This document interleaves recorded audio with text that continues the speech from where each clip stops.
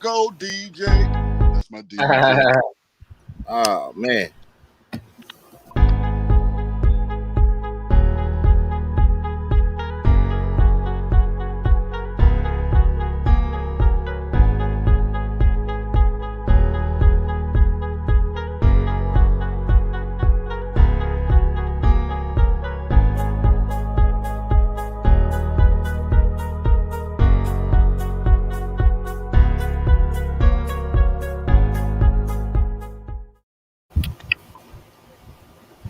Yeah. We're back, y'all. We're back.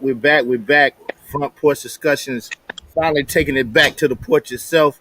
I'm not on the front porch, but I'm on the back porch without my dude Isoline. He make it over here. He's still holding it down inside the crib. So yeah, we got a little special session for y'all tonight. It's real special. I'm gonna enjoy it. I know I am. I don't know about everybody else, but we want to give a shout out to Janai Childress, our other co-host. She's not with us tonight again. She won't be with us probably for the next 2 or 3 sessions, but that's okay. She's got some business she has to take care of. It's very important. I understand.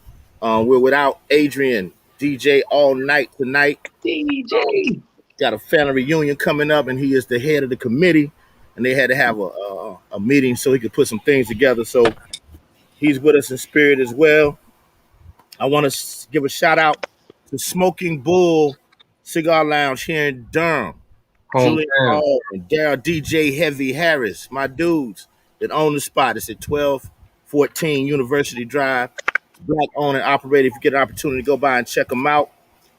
Also want to give a huge shout out to the block party that's going to happen, and a block party comedy show and concert that's happening this weekend in the 300 block of South Driver Street here in Durham. Is put on by CFB for Life, War for Life, the Nest Customs, and Main Event.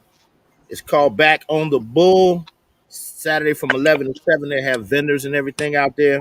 That's the block party, DJ, music, nice vibe. And then from 8 to 10, they'll have the concert and comedy show. All of the proceeds will go to help black and brown businesses reopen. So they're really trying to do something to help our people who've been really hurt during this pandemic, as well as other people. Not saying just black folk, but right. A lot of people have. But we're going to try to make sure that we help some of our people get their business up and running again. The vendors out there bringing their business. So go and patronize, buy something, get business cards, go buy and support those businesses, y'all. I also want to give a shout out to Miss Dana Brisbane for doing our front porch discussion t-shirts, our new front porch discussion t-shirts. So shout out to her. And then I'm just gonna give a shout out to the Cigar Bros, all my bros that smoke. All right. Also want to give a shout out to the Fat Ash crew. We got the representatives from Fat Ash with us tonight. They in the building. I'm gonna introduce them in a minute, and we're gonna have some good times. And then some of my smoking partners. Shout out to my dog Clifford Johnson. Cliff got a little cigar lounge he put into his crib. He turned his garage into a cigar lounge. We go over there and hang out a lot. Shout out to Antonio Jones, Kamani Simmons, Eric Wilborn, Bernard Benson, a couple of guys that I smoke with on a regular. So I love Antonio. All right. AJ. Shouting out everybody. My man Kamani. Kamani, yep. Ivan Deloach comes through a lot. My boy, my best friend since we were 5, David Manning, smoking his crib over here a lot. I said Ivan Deloach, Rod Till. I got to give a shout out to Antonio McBroom and Eric Taylor. They came through the other night and brought me a Perdermo. The first Perdermo I smoked. It was a good smoke. You know, I usually, Bernard turned me on to Wellington Cigars in Florida. I usually have my cigars shipped to me from them. The Nicaraguan bundle is off the chain. So that's usually what I do. I usually get those Maduros. So let's move on. And without further ado, we have some guests with us tonight. We have Miss Toya. She's part of the Fat Ash crew. You can see her puffing real smooth in the background. And we also have Mr. Cedric Dunson, In the building. who started this Fat Ash crew. Y'all make sure you go to Facebook and join the Fat Ash crew, as well as join the Front Porch Discussions. But definitely join that Fat Ash crew. Get some of the merchandise, the T-shirts, the caps. Ladies, they got the dresses, they got the leggings, they got the cups. They also have cigars, and I'm going to order me some after we get off of this because I haven't tried the fat ass cigar yet, but Toya told me it is definitely holding its own against whatever's out there in the market. So I got to get me some. Facts. So without further ado, I'm gonna let these folk introduce themselves, give a little bit of background on themselves. We're gonna start with ladies first. Miss Toya, talk to us. Hello, hello, hello. What it do? What's going on, everybody? This is Toya Goody, coming from sunny Orlando. Brooklyn birthed me, raised me, cultivated me, made me the wonderful woman that I am. And I am a proud member, admin of the Fat Ash Group. Um, it was so funny because we were doing Throwback Thursday in the group, and said had posted when we first met at CIAA at Aroma in Charlotte in 2019. And we've been rocking and kicking it and getting our minds together and brainstorming and everything ever since. It's been the best collaboration and the best person that I have met. He's opened a lot of doors for me. I appreciate that. Um, what can I say? Besides the fact that I love cigars, I love it, absolutely love it. I don't just smoke cigars, I actually live this lifestyle. I actually do a lot of reviews. I do a lot of postings. I'm always looking for new cigars and trying to figure out which ones I like, which ones I don't like, and try to share the knowledge and start from the basics because it is very important that we are represented in the cigar industry. We spend a lot of money on our cigars, and just as a woman of color, I think our voices need to be heard. So that's what I'm here to do. Um, let's see. Well, of course, I'm Paul Fat Ash. I don't really know what to say. I'm kind of speechless. That's very unusual. But That is very rare. Well, that is very rare. I we'll think change because that I in a few haven't. minutes. We'll change that in a few minutes as we get into this. I'm sure you get very relaxed and very talkative. Very talkative. Yeah, that's why I got to keep sipping. I didn't get a head start, so I got to lag myself. But don't worry, the words It's will coming. start flowing the more I keep sipping. I know it will. Shout out to Francis Quick Peterson, my homegirl. She says good evening. Shout out to Miss JoJo Bush. She said nicely stated. All right, up next we got my man, the man of the hour, Yes. said Dunstan. Talk to us, said. Hey, hey, hey. Uh, I'm gonna be brief, no matter how long it takes. Um, but Cedric Dunstan, I'm Cedric Dunstan. I'm the proud owner, founder, and creator of the Fat Ash brand. I'm also the creator of the Fat Ash Group. Both have been inception. Uh, the brand has been going out for about 2.5 years. The group has been a little bit over 2 years, and I'm just proud to say that not only did I create them, but I'm just proud to be. I'm proud to be a part of those. I've been smoking cigars for about 10 years. My palate is all over the place. A cigar just has to be terrible for me not to like it. My favorite time to smoke, as most people know, is morning, early afternoon. Love pairing cigars with coffee. That's one of my main things that I love to do. Uh, grew up. I'm from Tuscaloosa, Alabama. Well, I was born in Buffalo, New York. I'm from Tuscaloosa, Alabama. Then I have ties in Atlanta, Georgia, where I spent a little time, and I ended up living in Goldsboro. That's where I graduated from high school. Went to North Carolina State, so I'm a proud Wolfpacker. And I have about over 25 plus years of sales and marketing experience, and those are the things that I've taken to kind of help me build this brand, to build the group, and more importantly, I'm very thankful, very humbled that you thought enough of Fat Ash and me and Miss Toya to invite us to be on the show tonight. All right, we got my dude Don Sutton. Is originally from the Port City, saying, "What up, family? NCCU. What's up, Don? Good to see you, man. I know you smoke a lot, bro. I know you smoke a lot, and I also ride that Harley all the time. So, Ooh, um, you said those magic words. I love a Harley and a man you that smokes. oh, Oh Don, boy, hear that, Don? oh boy, there she go. He She said, "Get coming. loosened up." She loosening up now. She loosening up. That's what we needed. So, look, y'all. Um, tell us really how you began smoking cigars. We're gonna start softly and kind of build up. So tell us really how the two of you really got into cigars itself. And we'll talk about the black community in a minute, but just individually, how did you get into cigars? Go ahead, Doesn't Toya. matter who goes first. Yeah, you can go. Okay, well, actually, I'm a newbie compared to everybody else, but I've smoked a lot. I started out smoking pretty much cigarillos, but I was bougie with my cigarillos. Now I didn't do black and mild and everything. Like I like the really good cigarillos. I like the foreign ones, Irish cream. So my friend, who actually got me started, and I always give him props, Gary Dunlap out of Rock Hill, South Carolina.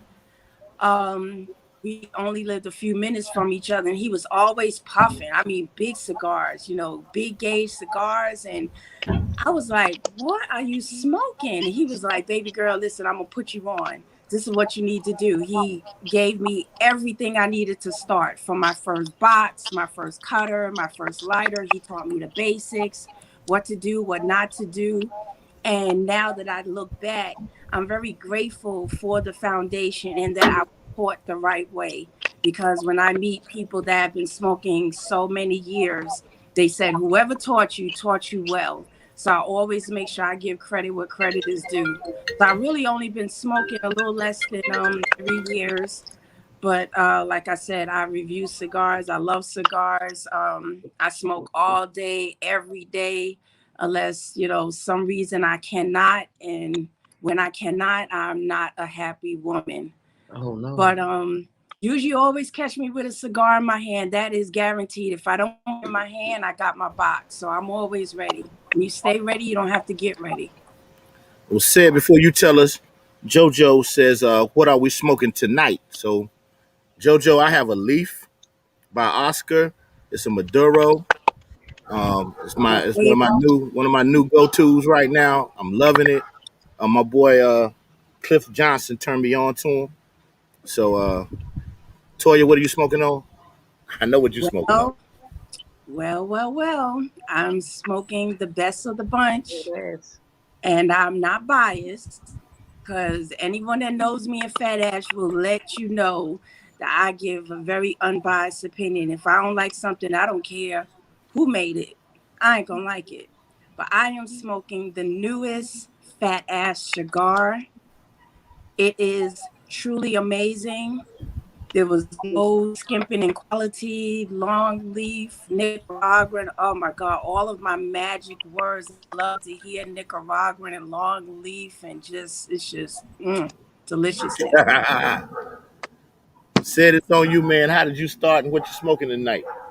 Oh well, I'm smoking. I guess great minds smoke alike because I'm smoking the PA, which is my signature cigar at the moment, which Yep. is Ecuadorian Habano wrapper, Nicaraguan binder, and a Hmm. jalapa and a Stella filler.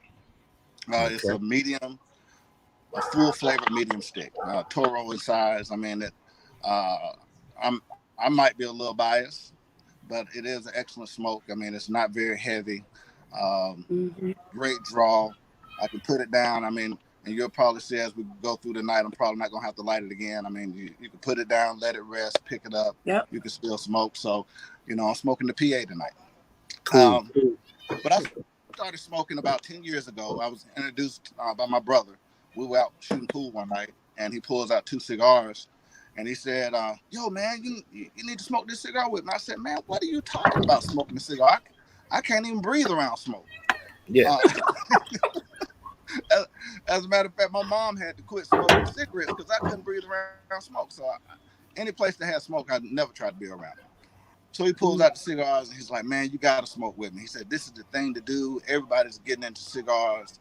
It's something you need to know how to do." I said, "Nah, I'm not interested." So he went ahead, cut it, lit it. He was like, "Man, you got to smoke this cigar tonight." So I said, "All right, I'm going to go ahead and smoke." So I smoked it. Don't even remember what it was, but I loved it. So that was the start. And then from there, I started. He froze. Said you froze on us. Oh man, Well, while he's frozen, I we had had Miss C.J. Peterson come on. She said, "My husband Darius Peterson love fat ass. Hello, Cedric Dunston, hometown girl, Goldsboro '89." To C.J. Peterson. So Okay. C.J., I'm gonna do something real big right now. This show right now, everybody is dedicated to my man Darius Peterson. It's dedicated to Darius Peterson. Rest in peace. He loved cigars. He was a very stylish individual, North Carolina Central University alumni, and we love fat ass. So we're gonna dedicate this show to him. CJ, this on you, Yeah. baby. wonderful. All So, right. question, y'all went kind of deep into terminologies and stuff related to cigars. So, what are the different shapes and sizes of cigars, and can you all speak to the differences between each? Go ahead, Toy, you first. Well, you have the Toro, you have the Lancero. Lancero is usually very long and elegant. It's similar to the Churchill. The Churchill's a little bit fatter. This I was telling him about. I like Lanceros. You have the Gordito. You have, off the top of my head, yeah. Did I say Toro? Yeah, you have the Toro. You have the Gordito. Um, shape will give you a different flavor profile, and as far as your input and your output of your smoke, because the width of the cigar, how many leaves and the long leaf cigar fillers that's in it, what is bound of, you have the wrapper, the filler, and the binder. All of those come into play with the different type of shapes. And of course you have the torpedo. Torpedo's like one of the few, with the exception of the culebra, which is the one that's shaped like a snake, which culebra means snake in Spanish. Those are, I think, off the top of my head, the only ones that you would need a special cutter for. So if you have a torpedo, pretty much the only thing you can use to cut that would be a V cut. At least with the other shapes, you have your choice. You can do a punch, you can do a straight cut, guillotine. It really just, there really are no rules when it comes to that. It's all about the matter of preference, and how much of the cigar you want to experience, whether it's a new cigar or something that you smoked all the time. So there's a large variety of shapes that are out there, and you really can't go wrong with any of them. It really just comes into play how much time you have. So of course, there's a lot of factors in choosing your cigar. The time of day. You should always, by rules, start with light and build your way up to the end of the day, and you go for like your full body. Of course, rules are made to be broken, and people like what they like, but there is a general rule that you go from light, medium, full body, dark, Maduro towards the end of the night after a full meal. So it's just a matter of what you like, what you prefer. Just I was saying that Leaf is one of my favorite cigars because it has a variety of different shapes and styles. So for some reason, when I smoke the Leaf, I use a match. I very rarely use a torch with the Leaf because it's the only one that I know of that you can smoke the entire cigar after you remove that outer tobacco wrapper. You can smoke the full cigar, even the band. The band you do not have to take off because that is tobacco as well. So I like to have the full experience, and I use a match because it is so good, and the match is very clean. It doesn't have any additives in it, and it just gives you the best experience and all the flavors that comes with the Leaf. And it truly is a magnificent cigar for the main reason that you can literally smoke it from beginning to end with no interruptions in between. That's why it's so great. Wow, you're on mute, Joe. I'm saying I got to try my Leafs with a match. I haven't done it with a match yet. I got a gang of matches in there, so I'm gonna start doing that. Yeah, Oh, that's what I was that's gonna just And say. my another Most thing, people I know but like with a torch. Hey, anytime I hear somebody do something different, I got to try it so I can see if I like it. So I like that. I'm gonna try yeah, it more. and like I said, just remember, because I know by habit, those of us that smoke cigars, usually when we get to the band, we start to take that off. But remember, with the leaf, you don't have to do that. You smoke that sucker all the way to the nub. That's why I love it. That's why I really like it. Speaking about smoking to the nub, I'm gonna have to purchase me a what you A call it, poker. a nubber, A so I Yeah, pit? can About a pit? hold on to it. You talking about a pit? Yeah, yeah. pick, yeah. Okay. And let me just add something else with regards to size. Um, the other thing about when you look at your size of your cigars, it also determines by how long you have to smoke. Right. So therefore, most people will get a Robusto if they have 30, 45 minutes to smoke, or a Mhm. nub. I mean, if you have a longer time to smoke, then you start to go with your Toros, your Churchills, or your Gordos. So that Mhm. also kind of plays a little bit into the size of cigar that you choose. The other thing about sizes is that you'll come to find oftentimes that the smaller the cigar, oftentimes the more powerful the flavor profile, or the more flavor profile that you'll pick up from it, because you're going to lose Mhm. a lot of flavor as you get up into your larger size cigars in most cases. Now, it also Mhm. depends on how it's made, it depends on how it's rolled. There are other factors that play into that, but that's typically a good rule of thumb. So that's why, I really like the Robusto size. I really like the Toro size. The Toro is really kind of my go-to size, because that's right there in the middle where you're gonna be able to get a good flavor profile from your smoke. That's what I like. Okay. Um, well, just to give y'all the background of me and cigar smoking, I never ever smoked anything. My dad used to smoke cigarettes coming up. I couldn't stand it. Um, my wife and I got married in '98. She had a law practice open, and she was in a building in which a lady's husband used to go to Cuba a lot, and he smoked cigars, so he would bring the Cubans back. Back that time they were illegal. Mhm. So she told my wife, "Hey, your husband smokes cigars. I can bring him some Cubans." I didn't know anything about cigars. I didn't know what was going on, but I knew they were Cubans and they were illegal. And if people know me, I like breaking rules. So I was like, "Hey, tell her to send them. I'll take them." I didn't know what I was doing. First thing I went and got a punch. And the way I learned it was taking some Grand Marnier, dipping my tip in the Grand Marnier and pulling on it. And that's how I first started smoking cigars. But I was hating the taste in my throat, sinuses. I was like, this is crazy. I can't do it. But I kept on. And then when I had my son, I stopped. And, I didn't want him around smoke. And so I picked cigars back up once we hit the pandemic in March. I was sitting at home every day. I was like, I have nothing to do. Let me go back.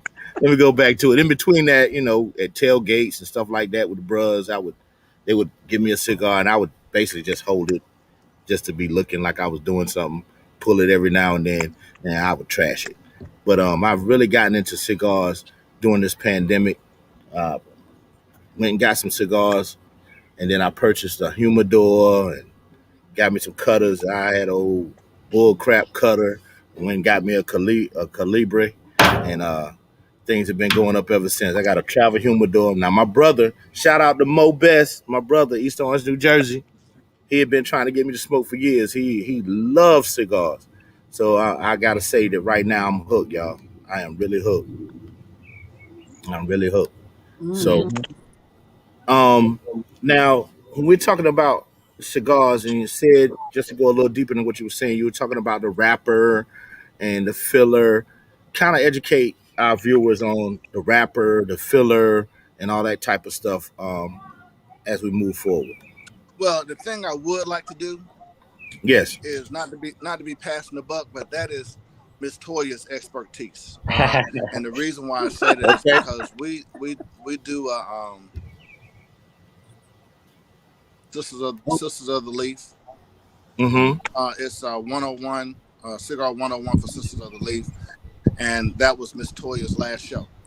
So All right. I Well, would really like for her to kind of take the lead on that, because she did a fantabulous job with that, on educating the ladies on the leaf, educating them on cigars and things like that. So I would like for her to kind of take the lead on that, and then I all can fill right, Toya, talk to Okay. us.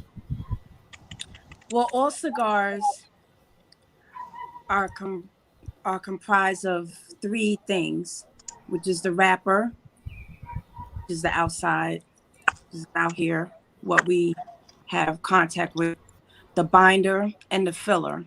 The filler, of course, are the actual tobacco leaves, the filler, the long leaf. When Cedric was describing what that ass cigar was comprised of, the filler are the leaves of the tobacco that gives you the smoke. The binder is what is used to keep the structure and those tobacco leaves intact. Okay. And then the wrapper is what you see out here. This is what is in contact with your mouth and your heat, because you're not actually lighting the cigar. You're only doing it at an angle to heat that'll get it started. So that's why you'll see when descriptions of cigars, it may say, Ecuadorian or Cameroon wrapper, or, the tobacco is from Esteli, Nicaragua, or Dominican Republic and Connecticut. All of those things are the components of the outside of the cigar. So that is this part.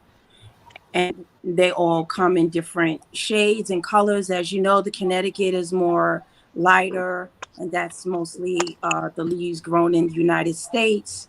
And then you also have your more exotic wrappers, binders, and fillers. And that's what gives the cigar its flavor. And it gives the profile change from the first, second, and third part of the cigar. That's the complex flavors that you get, and that comes from the soil and the environment that the leaves are dried in. That's where you get the best flavor complexities and all of those flavor wheel things that we discuss, because the flavor wheel is very complicated, and they spend a lot of time and money trying to get us to figure out what is it that we're tasting. As you know, that each cigar is going to have a different taste to everyone, and that's why one cigar will not um, be favorable or liked by everyone. That's the great thing about the cigars. Uh, Also, people get it mixed up with the colors of the cigars and how they will like it. And I was taught that whatever your whatever your tastes are when it comes to food, that's how you should base on what kind of cigar your palate might enjoy. Of course, you can always calibrate your palate, and that comes with smoking a lot of different types of cigars. In the very beginning, I favored more Connecticut's. Um, that was just a preference. I really don't know why. But as I began to smoke more and a large variety of cigars, now I'm liking more Maduros. I don't really like Connecticut's that much as I used to. And that comes with expanding your palate and trying different things and smoking a wide variety of cigars. And the wrappers and all those things come into play. And that's what gives you a well defined palate. You have to smoke different things, smoke everything, as I say. It's interesting you mentioned that trajectory of going from a Connecticut to a Maduro, because that's kind of the progression I went into. I like Mhm. smoking Macanudos. But question though, are the different flavors kind of standard across the different brands of cigar, or will there be variations in the flavor? Well, you're always going to have variations, because I think the manufacturer already have in their mind what the cigar is supposed to taste like. So that's why you have the infused cigar. You have the bourbon infused. I like the Macanudos as well. I like their bourbons. Um, my favorite, like, so-called flavored cigar that I have had actually is Watchman Cigars, and he's out of North Carolina, black owned. You can find his cigars if you're ever at the border at Frugal McDougal. You go over there, and I guarantee um, that when it comes to the bourbon flavored cigars, I had to admit that his cigar, his bourbon can definitely hold its own against the Macanudo bourbon. And, that's saying a whole lot. So, yeah, every palate is different. And Cool. Joe mentioned like this travel humidifier and things like that. So in just starting cigar smoke, what types of items would you need in starting cigar smoke? Do you have to start with a portable humidifier? You Well, should, I yeah. mean, You say you should. if you really want to be serious and get into the lifestyle, I mean, you need to have your own lighter. You need to have your own cutter, whether it is a V cut, a punch, a guillotine, a shaver, scissors. Uh, you need to have your own cutter. You should have a portable humidor from the sake of it's not necessary if you're going to cigar lounges that actually sell cigars, but also it's just a good thing to have, even to take with you to cigar lounges. So it might be a cigar that you see that you haven't had that you want to purchase, and then you need to have some place to keep it. So you start out with your portable humidor, where it might hold anywhere from 4 to 10 to 20 cigars, or whatever the case. And then from there, you begin to graduate where you have your own humidor at home, um, where you begin to store your cigars. But those are things that are, as you matriculate into the lifestyle, those things are quite necessary. I mean, if you really want to learn, grow, and develop into the lifestyle. Now, if you're just well, I divide the cigar lifestyle into two different categories. There are the people who are cigar smokers and the people who Mhm. smoke cigars. So, so I mean, if you're a person who just smokes cigars, then no, you can just go to a lounge, sit down, and then they have a cutter there for you. They have your lighter there, and then you can smoke, have your experience, and you can leave. But then if you are really a cigar smoker, then it is very important that you begin to have your own tools that mature in this lifestyle. That is very true because that was one of the first things I learned that my cigar bishop taught me, and he provided me. I go to the lounge with my equipment. Um, of course, and everyone should know this, whether you're like Boss said, whether you're a cigar smoker or someone that smokes cigars. When you go to a lounge, even if you have your own full box, you should always, always, always purchase from the cigar lounge. You can have the most expensive cigars on your person, but you need to patronize that business, whether it's buying a drink or just going in the in the humidor and just buying something. So, hopefully everyone knows that that's cigar etiquette 101. And I carry my box because I like my own tools.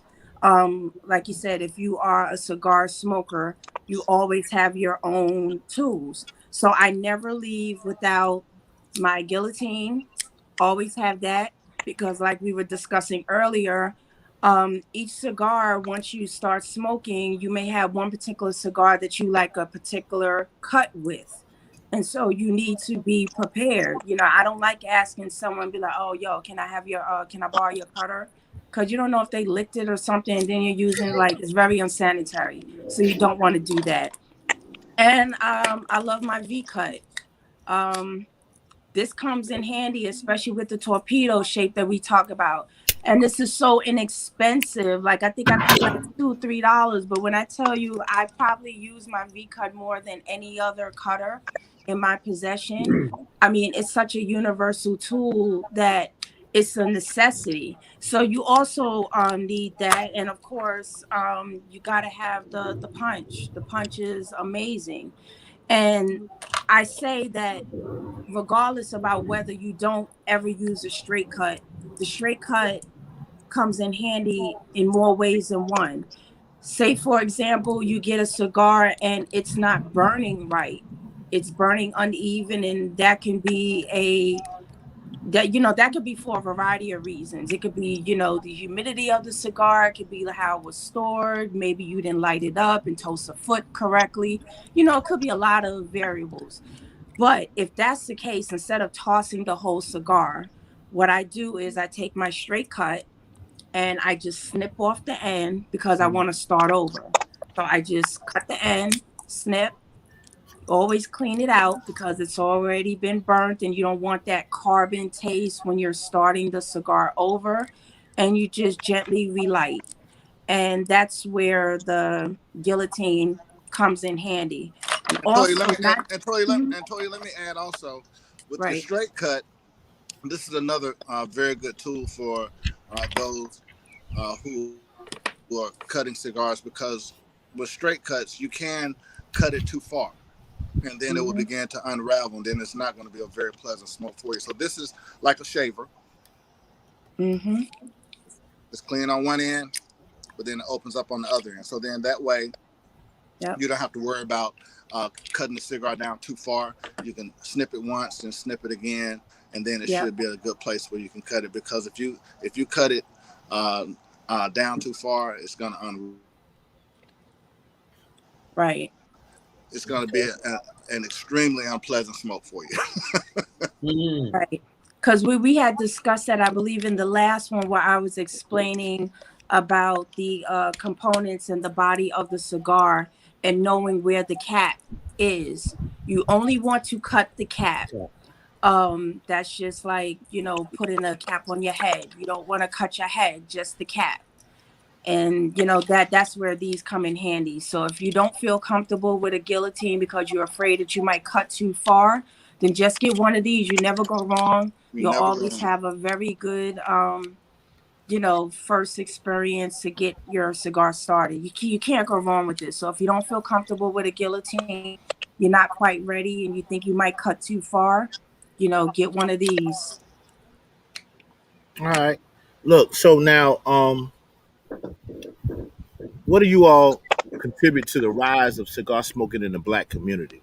We gotta talk about our people. So I've noticed that there's been an elevation of smokers in the black community. Not that people didn't smoke cigars before, but it's starting to be somewhat of a part of our culture.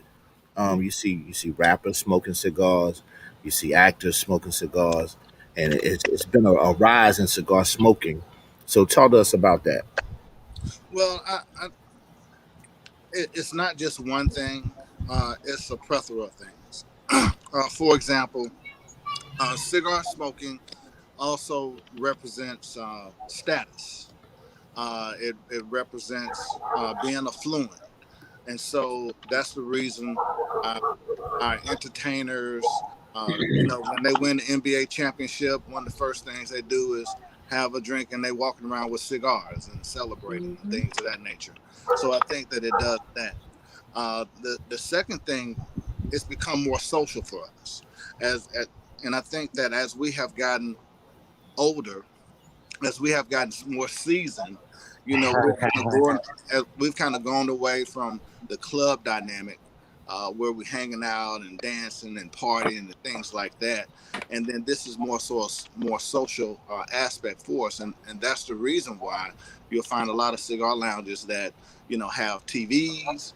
They play music. They have bands. They have DJ, things like that, because we're kind of getting away from the whole clubbing, dancing aspect to more so where we can social and still kind of have those same kind of elements. And then the other part is that other people want to be inclusive. And what I mean by that is that cigar smoking over a long period of time has been kind of a boys club mentality, that there was more men in it per se. And not only that, it was more so of our Caucasian brothers that were cigar smokers. And so that has expanded to where it was more African American men that were more seasoned, more fluent, that started to get into it. And so now it's really kind of spread kind of rapid. So now we have this big uh, lifestyle, this big community, this big culture that people want to be a part of. And I have to say that in being a part of this lifestyle, being a part of this community, that I met some amazing people. And I think that you'll find that these are some of the most, um, I found some of the most genuine, some of the most thoughtful, loving people. I mean, I've met some of the best friends that I've had, the relationships that will last a lifetime. in this lifestyle.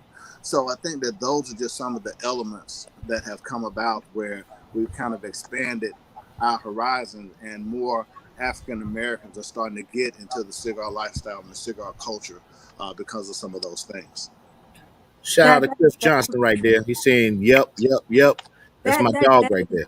that is definitely true. And I can agree with Boss when he says that, because prior prior to me joining the lifestyle, you have to think, unless unless you have friends that you grew up with, you're not really going to fraternize with your coworkers, because friends and coworkers and acquaintances are totally different things, different categories.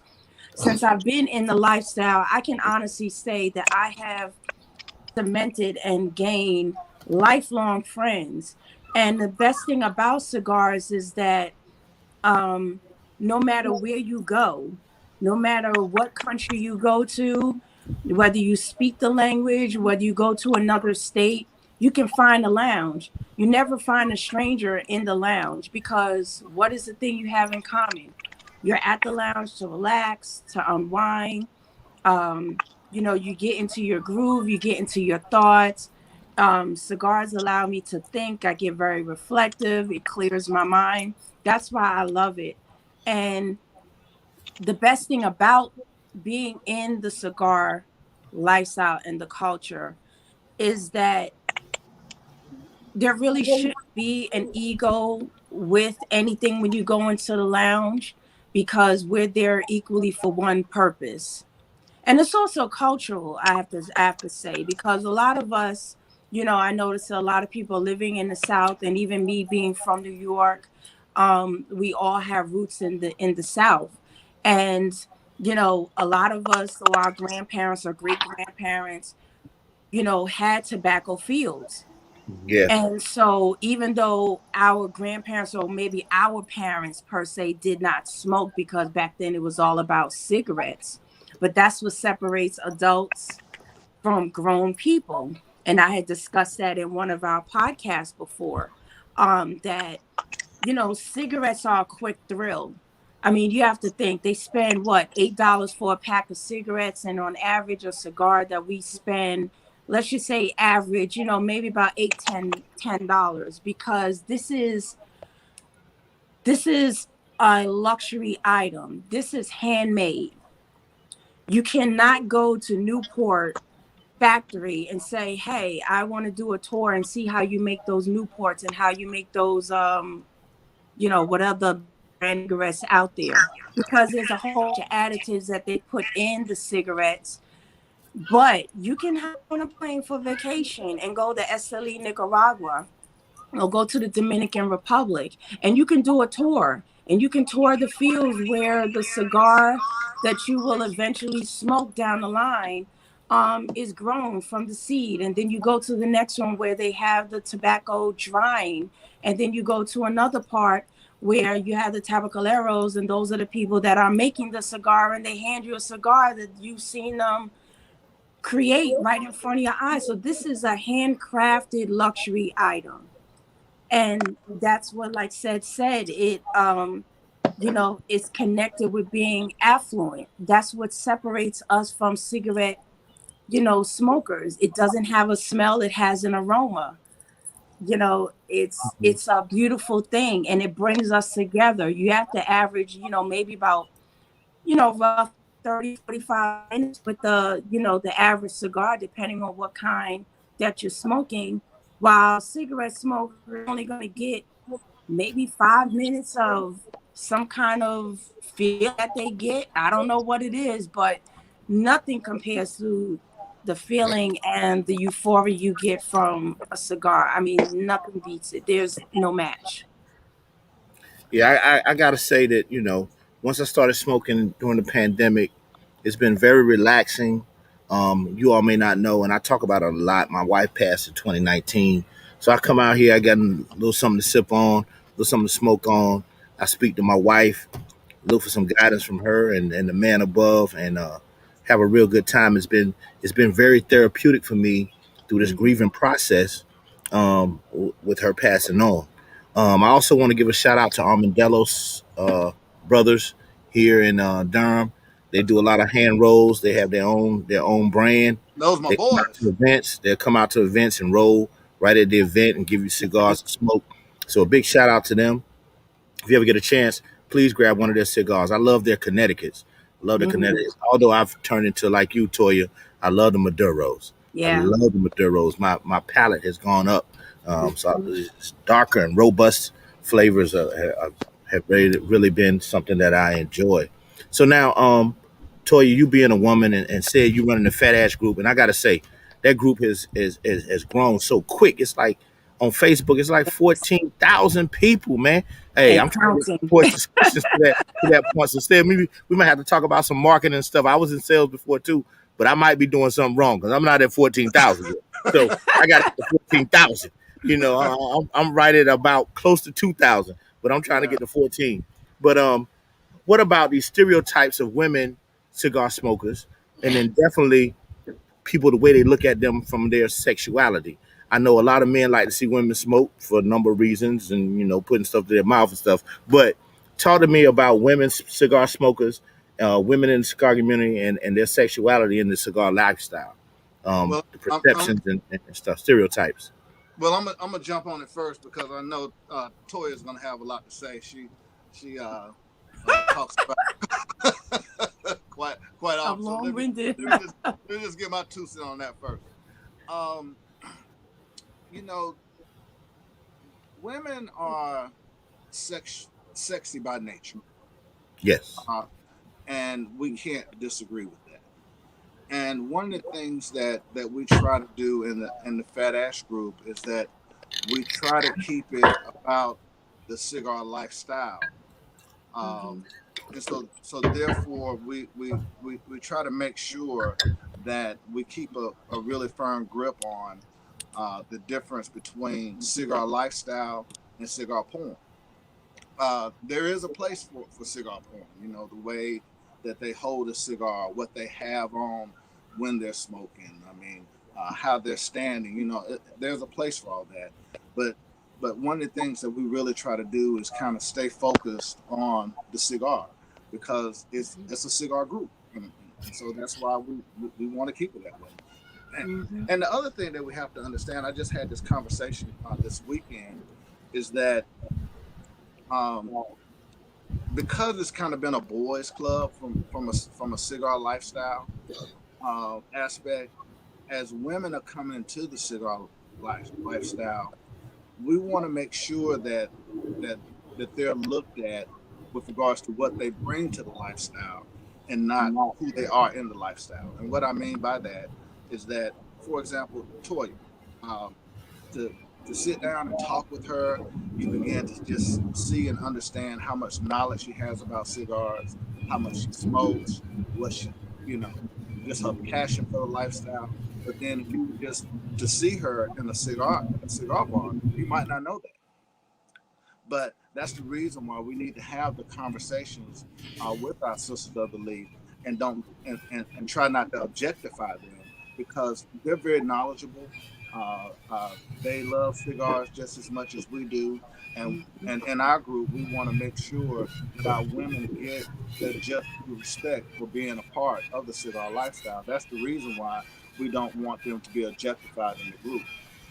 And the Right. other thing about stereotypes when we look at our sisters of the leaf, and I've seen it happen so many of times, they'll walk into a cigar lounge and and they say, "Hey, I want to get something to smoke." They walk in the humidor, and the person there wants to walk them to flavor cigars, and and we just can't understand how degrading that is, how disrespectful that is, not knowing um, what they smoke, how much they smoke, what they got in their humidor.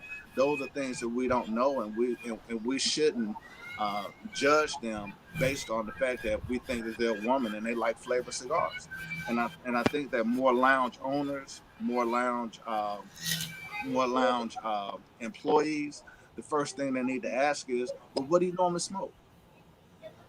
Just ask that simple question will just give them so much more respect so that you can guide them in the right direction with regards to getting some from their humidor.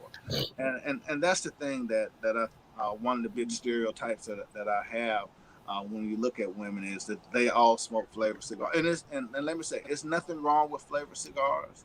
There's Mm-hmm. nothing wrong with infused cigars. You like what you smoke what you like, you love what you smoke, and you smoke what you love. And that's one of the reasons why.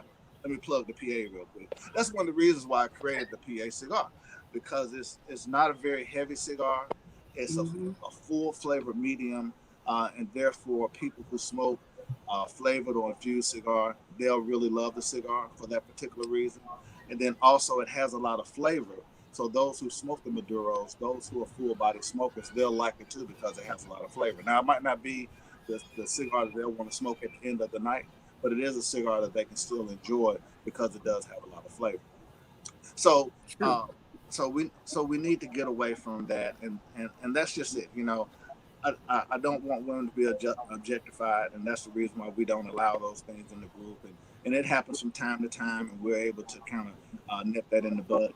But those are just some of the stereotypes that I see, and those are the things, a couple of things that we just try to keep under wraps in the Fat Ass group. Okay. You said you talked about smoking in the morning and smoking with coffee. I just recently, I've never really been a coffee drinker. Now I will say, and my sister, I don't know if she's on here or not. I gotta say, as far as coffee is concerned, I've been around coffee all my life. My grandmother used to give it to both of us in our baby bottles, and I don't know if that was abuse considered abuse, but she used to give us coffee because she was a coffee drinker, and she would give it to both me and my sister in our bottles.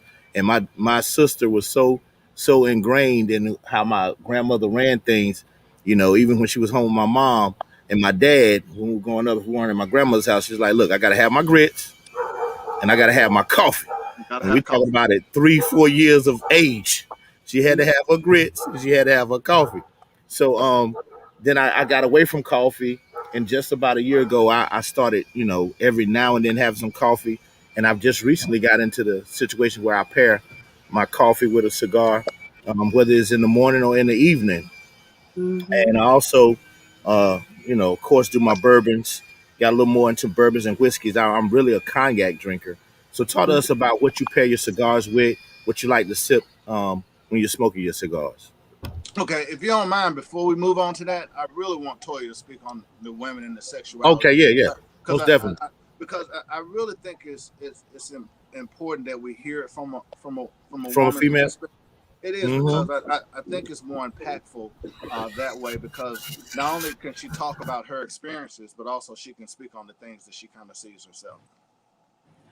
Well, yeah, I mean, I'm a woman and I love, dressing up and being sexy. I embrace being a woman, being a female, that is my superpower. I've birthed children, and you know, make no mistake, I am a woman in every sense of the word.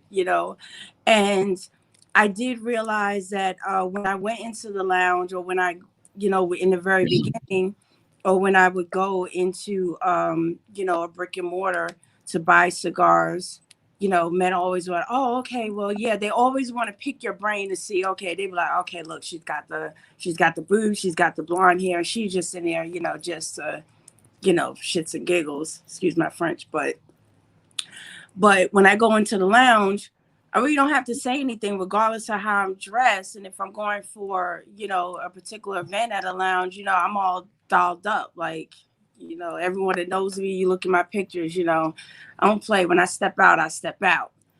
But I can shut all of the stereotypes down, because I know when I sit, I could just for example, when I go to Aroma, because that's my favorite lounge in Charlotte, I have my seat, and if it's available, I sit right by the cash register. And I sit right there, because if I need to go to the humidor, I just turn around and go right behind me. And so, they're looking at me. They were like, "Okay, yeah, all right. Yeah, she's just in here to look cute, or probably trying to pick up somebody, or she wants somebody to buy her a drink or whatever." So they're watching. And I know they're watching. All I got to do is open the box. And the men are looking. They're like, okay, they're smoking and looking like, what's in the box? They expect me to have Tatianas. They probably expect me to have acid. You know, I pull out a Sindicato. I may pull out a LFD. You know, because I always take into account what I have in my box when I go to the lounge, because I don't know what kind of mood I'm in. That's why I bring my own cigars, even though I already know I'm going to buy something there. But I'm thinking about what kind of mood I'm in when I get there. So I know what I want to smoke. So, and I have a humidor. I have a 300 capacity humidor. And so I keep a large variety of everything from budget to whatever I want is in there. And so you go into the lounge and you're automatically objectified because they're like, okay, she doesn't know what she's talking about. And they pick your brain. They're like, oh, okay. Oh, you got that Perdomo? Yeah. Okay. You had that before? I'm like, yeah, I've had the champagne. I've had the noir. I really like the noir. I usually smoke that and they're like, oh, okay. Yeah. Or they were like, oh, so you only smoke Cubans? First of all, the cigars that I've had do not come from Cuba.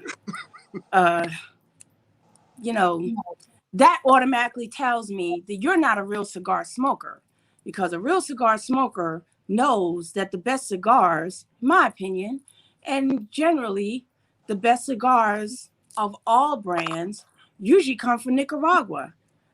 There's something in the soil that creates excellent tobacco leaves.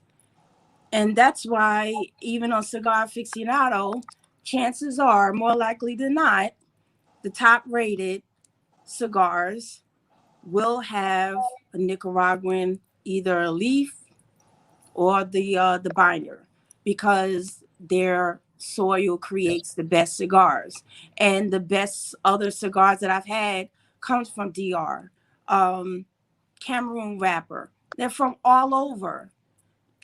And so it's very ignorant to think that because I'm a woman and I'm dressed sexily, is that even a word? No, that's not a word. See, I've been We sitting. can work with it. We can work with it. You know what I mean? Yeah, We're, we got we're free to make words on Front Porch Discussion. Yeah, We can make yeah, our own words and we can start using them. So I'm dressed very sexy. Like, okay, she's just gonna puff, and I take a lot of pictures. So like, okay, she's just gonna take some pictures and just look cute.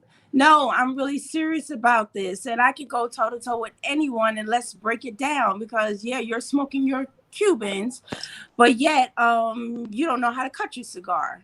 So now I got to reach into my box and say, no, bro, with that type of cigar, you really need this type of cutter. And I suggest you use this cutter because you'll get the first drawer after you sit and light it. You'll get the best flavor in the very beginning, because that's how it all begins. You know, it's the first cold drawer that you do, that you pull. And so, yeah, I get a lot, but that's why I try to expand my knowledge so that when I have to discuss cigars, it's not just, okay, yeah, this is flavored or whatever. I'm really not a big infused cigar person, honestly.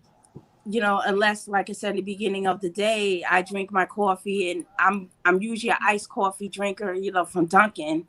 But I will say that since the pandemic, thanks to the boss, now I'm putting my coffee make good use. But see, I don't drink my coffee straight. I put liquor in mine. So, you know, I like the bourbon coffee. I like French vanilla coffee. I just got this one from New Orleans. It's like a Cafe Du Monde coffee. I really like that. I'll pair that with, you know, with a cigar, depending on how I feel. But I really try to stick to the rules with the light medium and then full Maduro at the, you know, at the end of the day, and, you know, early night. But yeah, we get it all the time. And, you know, they seem to forget that we are smart and we like what we like. And, you know, it's very important that we break the stereotype, not only as a woman, but we are women of color and we spend our money. We know what we like and we know what we want. And I like speaking to women and making them feel confident. Said, listen, don't let these men intimidate you. Educate yourself, know what you like, Stick to your guns, because the advice that they give you may not be beneficial to you, because they might tell you, oh yeah, you need to smoke in asylum. Everybody can't smoke in asylum. Silent, yeah. Asylum can be very overpowering to you, especially if you're not prepared for it, because you got to eat a full meal if you're smoking a full body cigar, especially, for example, in asylum. You're not, you're not just gonna be in there just to puff on a big gauge cigar, you just of it. We have a brain and use it. And encourage, and I to women, stand your ground, know what you like, smoke everything. So when you go into the lounge, you don't feel pressured and bullied or feel like you don't belong there. We belong everywhere a man can smoke. Anywhere there's a lounge and there's the ability to smoke a cigar, make yourself comfortable, even though you might be the only women and there's like 20 cigar smokers and they happen to be men at the lounge. You walk in the lounge with your back straight, your box, and you have your cutter and your lighter and everything, and you smoke with the power and your feminine energy, as you should, and you shut them down with your knowledge. Or like you said, you don't even have to say anything. Open the box. That shuts them down automatically. They know the girls from the women. They automatically know that. And let me also add. Well, first of all, I got a comment to Tony, because Tony said that she's going to start trying liquor in her coffee. Yeah, Tony, let me go ahead and tell you. It's 8 o'clock coffee, or it's EOC. It's a maple bourbon coffee. Yes, it's a maple bourbon coffee, and get you some smoked maple Knob Creek. And you put that in there, and you're gonna be in heaven. That's one thing to try. The second thing to try is Dunkin' Donuts coffee with a shot of Jameson. So those are two nice little variations for you to get you on your way. And I'm going to say one more thing with about the women's stereotypes, and then we'll move on to the pairings. Knowledge is power. And if there's anything that I could say to my sisters of the leaf, is get your knowledge, research your cigars, get you a mentor that can teach you and talk to you about cigars. Get with other very knowledgeable cigar smokers to increase your knowledge, so you can be taken serious in this lifestyle. And I'll tell you about an experience that I just had on Tuesday night. I was meeting with some guys on Tuesday night, and we were finishing up. We're finalizing some plans. We're going on a trip. But it was two young ladies sitting at the cigar bar right behind us. And so every time one of us would get up, that they looking. Every time one of us would get up and go sit down, they looking. They sitting over there smoking on, I think they were smoking on some Tatianas, whatever the case. But they looking. So one of the girls leave, and then the other girl sitting there by herself.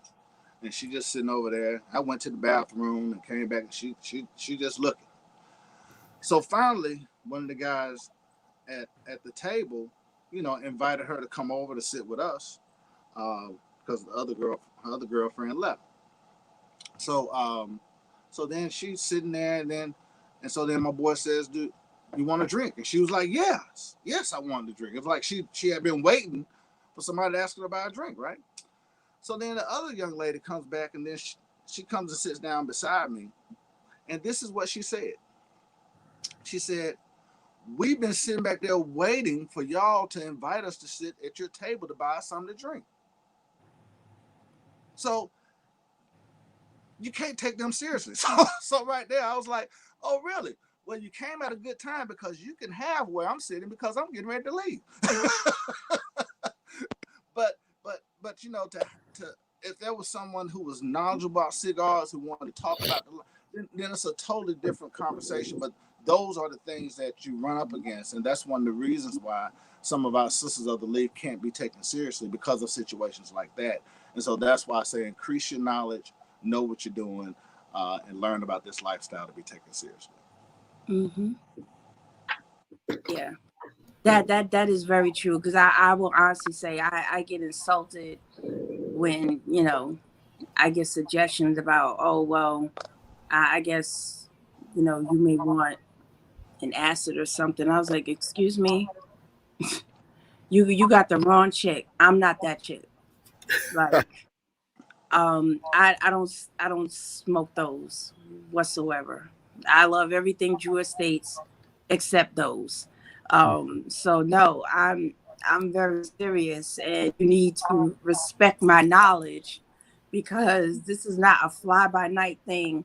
I don't need you to buy me a drink because chances are I'm not a big drinker, honestly, by nature at all.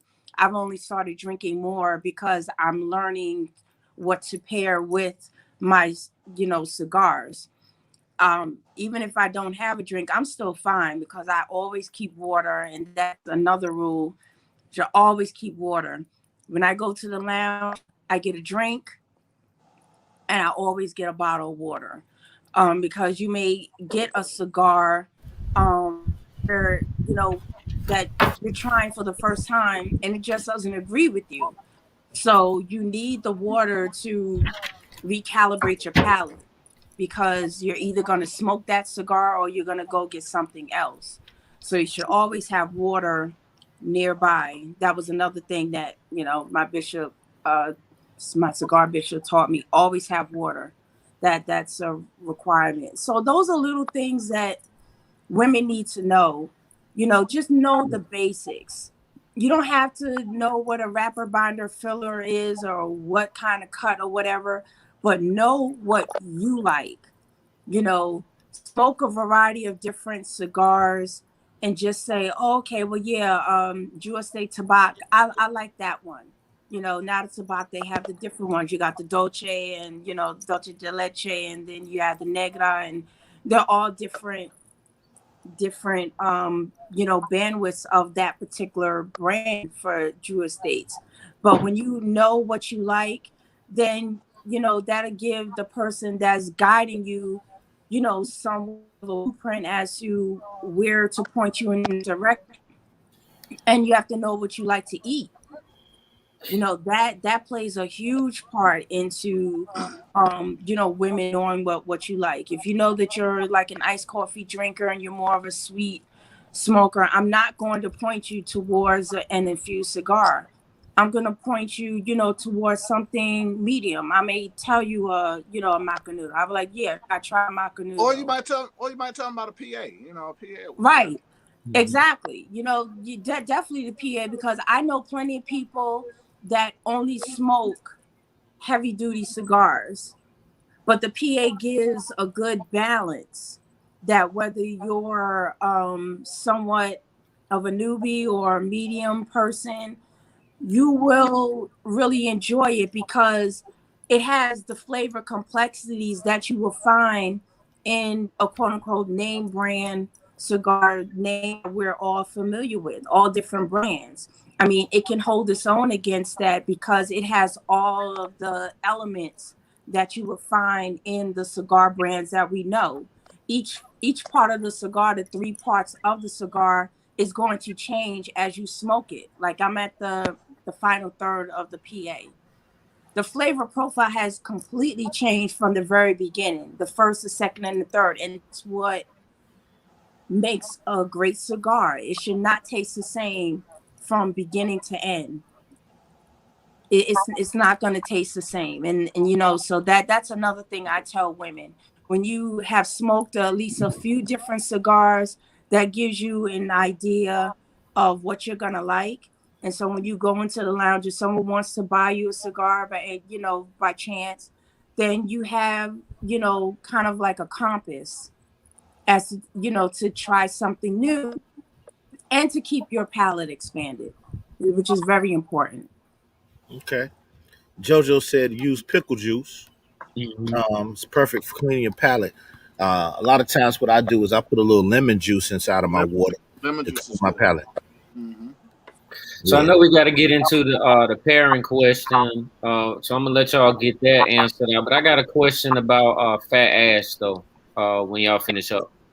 Okay. uh, with pairings, I mean, I'm all over the place, but it really depends on what I'm smoking. But I do drink coffee a lot. Everyone who knows me knows that I got a refrigerator full of coffee because as I like different um, cigar profiles, I also like different profiles of coffee. So I have different EOCs. I have Green Mountain. I have Genevia. I have Mhm. Dunkin' Donuts. I have several different varieties of Starbucks. I have ground. I have whole bean.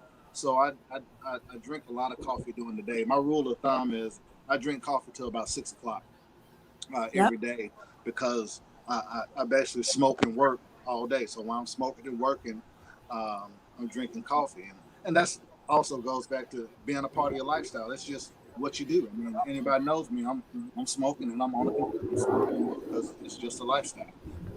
When I start to get into the evenings, I mean, I do a lot of bourbons. I do a lot of scotch. I mean, I do Jameson. I do Monkey Shoulder, Knob Creek. Uh, uh, what's the other one I had in there? Elijah Craig, Uncle Nearest. I mean, so I'm kind of all over the place when it comes to my bourbons and my scotch. But once again, it's one of those things where you drink what you like and you like what you drink. Because I know there are a lot of people that smoke and they like vodka. I know a lot of people who smoke and they do Corona and tequila at the same time. So Mhm. it's just a matter of what you like and what you like to smoke, and you kind of pair those. But for me, the biggest pairing that I have that I really really enjoy is coffee. I mean, I even love a tobacco. As I said, I'm not a flavored or infused smoker, but I love a tobacco in the They morning. go perfect together. They go perfect together because that coffee just pulls out the notes in that tobacco. I mean, another thing that really does is the Perdomo 10-year anniversary champagne with coffee. I mean, it pulls out the notes in that particular cigar. Yeah, that one right there. I had that this morning. I had that, yeah, I had that this morning with the fire. I had that this morning with the maple bourbon coffee. Yeah, I Hmm. sure did. So those are just some of the things I do for my parents now. And that EOC, um, I like drinking the EOC in the morning. Believe it or not, you put some Cavassier in there. See, Mm. When I Cavassier. tell you, your day would be so wonderful. So that's the start of a good day, huh? Yeah, and okay, so for like if there might be women, and I'm only speaking women. I'm not taking the men out of the equation, but we are speaking about women.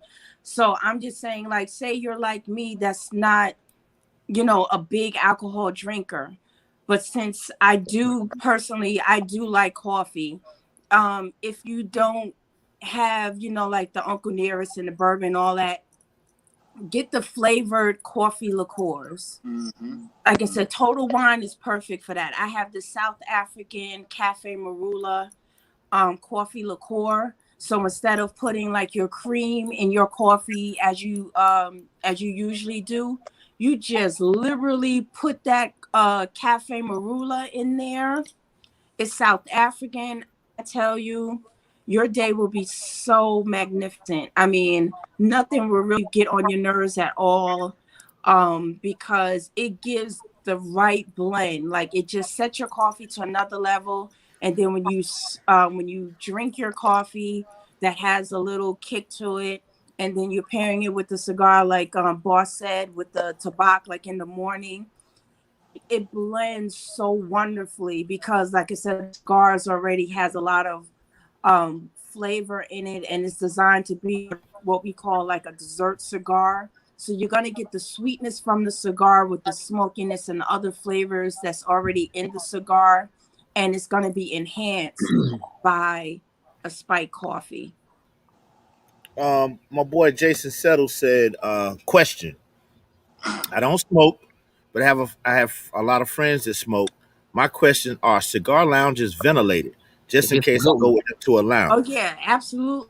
A good lounge, they have to have excellent ventilation. I mean, none of us will be able to breathe if you're having, a lounge and we're all smoking different cigars. And let's just say you got 50 people in the lounge. and you're all smoking, some smoking full bodied and light and medium. You have to have excellent ventilation. I don't like the smell of cigarette smoke. I don't even really like the smell of weed smoke. But when I go to the lounge, it doesn't stick to my clothes and it doesn't like create a stench like someone that smokes cigarettes. It's a whole different element. You know, that's the difference between cigarette smoke and an aroma. Well, You and know, also, cigars and aroma. but let me add that all lounges are not created equal. Yeah, Mhm. exactly. And so, True. and one of the things that uh, Jason, one of the things that you're gonna have to figure out is just you're gonna have to visit it for yourself just to kind of see what you can take and what you can't take. One of the things that you definitely want to pay attention to, lounges that have high ceilings. Hmm. Normally going to have better ventilation because the heat is going. I mean, the smoke is going to easily go to the top to be pulled out a little bit better. But then also those who have um, uh, air purifiers and also have great ventilation systems. All Right. lounges don't do that. I mean, there are lounges here in the ATL. Some are better than others. And for cigar smokers, we really don't care because it's cigar smoke. But then if there are people who are coming along that are not necessarily cigar smokers that just want to be in good company, then we have to make sure that we choose those correct lounges that do so. So all lounges are not created equal, and you just have to kind of investigate it for yourself just to kind of see if it's something that you can rock with or something that you can't. Um, said, tell us a little bit about Fat Ash and how it got started. What made you put that group together and push forward with that group? Like I said, you got 14,600 members, and I'm a little envious. And just so y'all know, Toya and said whenever y'all in Durham, whatever, man, y'all are welcome to come over to my crib. We can just sit out. I love to smoke with good people, have good conversation. So y'all are welcome to my house anytime. Just hit me up. Y'all know how to contact me. And but said talk to us about Fat Ash. All right, man, and I'm trying to get to Raleigh Durham within the next 3 to 6 months, so we definitely gonna make that happen. I need to do an event there. But Fat Ash started probably about 3 months after I started the actual cigar brand. I had started uh, the Fat Ash cigar brand with two t-shirts, two sweatshirts, and two hoodies. Okay. Only colors I had was black and white. That's It's all kind of you like can what get. we're doing with Front Porch Discussion. I got a white shirt with black letters, and I got a black shirt with some white That's letters. that's all I had. That's all I had. Started from the bottom and I now we mean, here. that's all you can get. And then I got two long sleeve shirts, a black one and a white one. but but I was traveling with I went on the road with my wife. Made a decision to go on the road with my wife after my youngest graduated from high school because she's a consultant and she was on the road for for five days out the week and some assignments that she had. She would be gone for 2 weeks and then she'll be home for a weekend and so just kind of so she wouldn't have to be on the road by herself. I wouldn't have to be on at home by myself after my son graduated. I quit my job, became a consultant with my job, and went on the road with her and started the Fat Ash brand.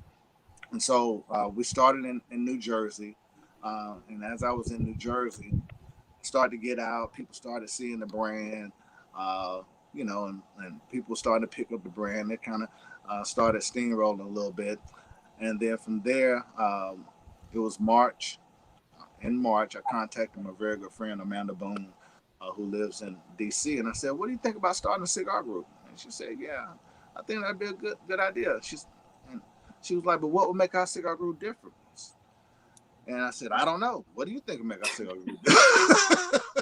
And she said, well, I think we need to kind of focus on cigars and cigar pairings. I think that if we do that, I think that'll be okay as long as we just keep it about that. And I said, okay, cool. So March 17th, we started this cigar group. And we started to get, a lot of people to come. And I think within a few months, we probably had like 1,000 members. And we were steady growing. We was always steady growing. And I I think the biggest thing that has contributed to the group and the success of the group, I'm always going to say, is our admin team. Miss Toya is a member of our admin team, and one of the things that they do that's kind of different, that we feel is different from most groups, is they're very engaging. They also make sure that they monitor the content that's on the page to make sure that it's cigar lifestyle related. Um, we do a lot of engagement. We do a lot of acknowledging our members. We try to be very active, not only from engaging with the members, but also just being active on the page itself. And once the pandemic hit, I'll tell you, from March until December, we averaged adding about 1,000 members a month. Mm-hmm. And the growth there was just very tremendous. But the thing was that we were just very consistent with regards to the things that we did on a daily and weekly basis. So we have about 20 admins, which is a lot for a Facebook group. But the thing is that we have a lot of admins, so we can make sure that the page get the attention that it does, and so that you know, if someone is being disrespected on the page, it's an admin that's there that's able to catch it and nip it in the bud before it gets out of hand. Like So those, that.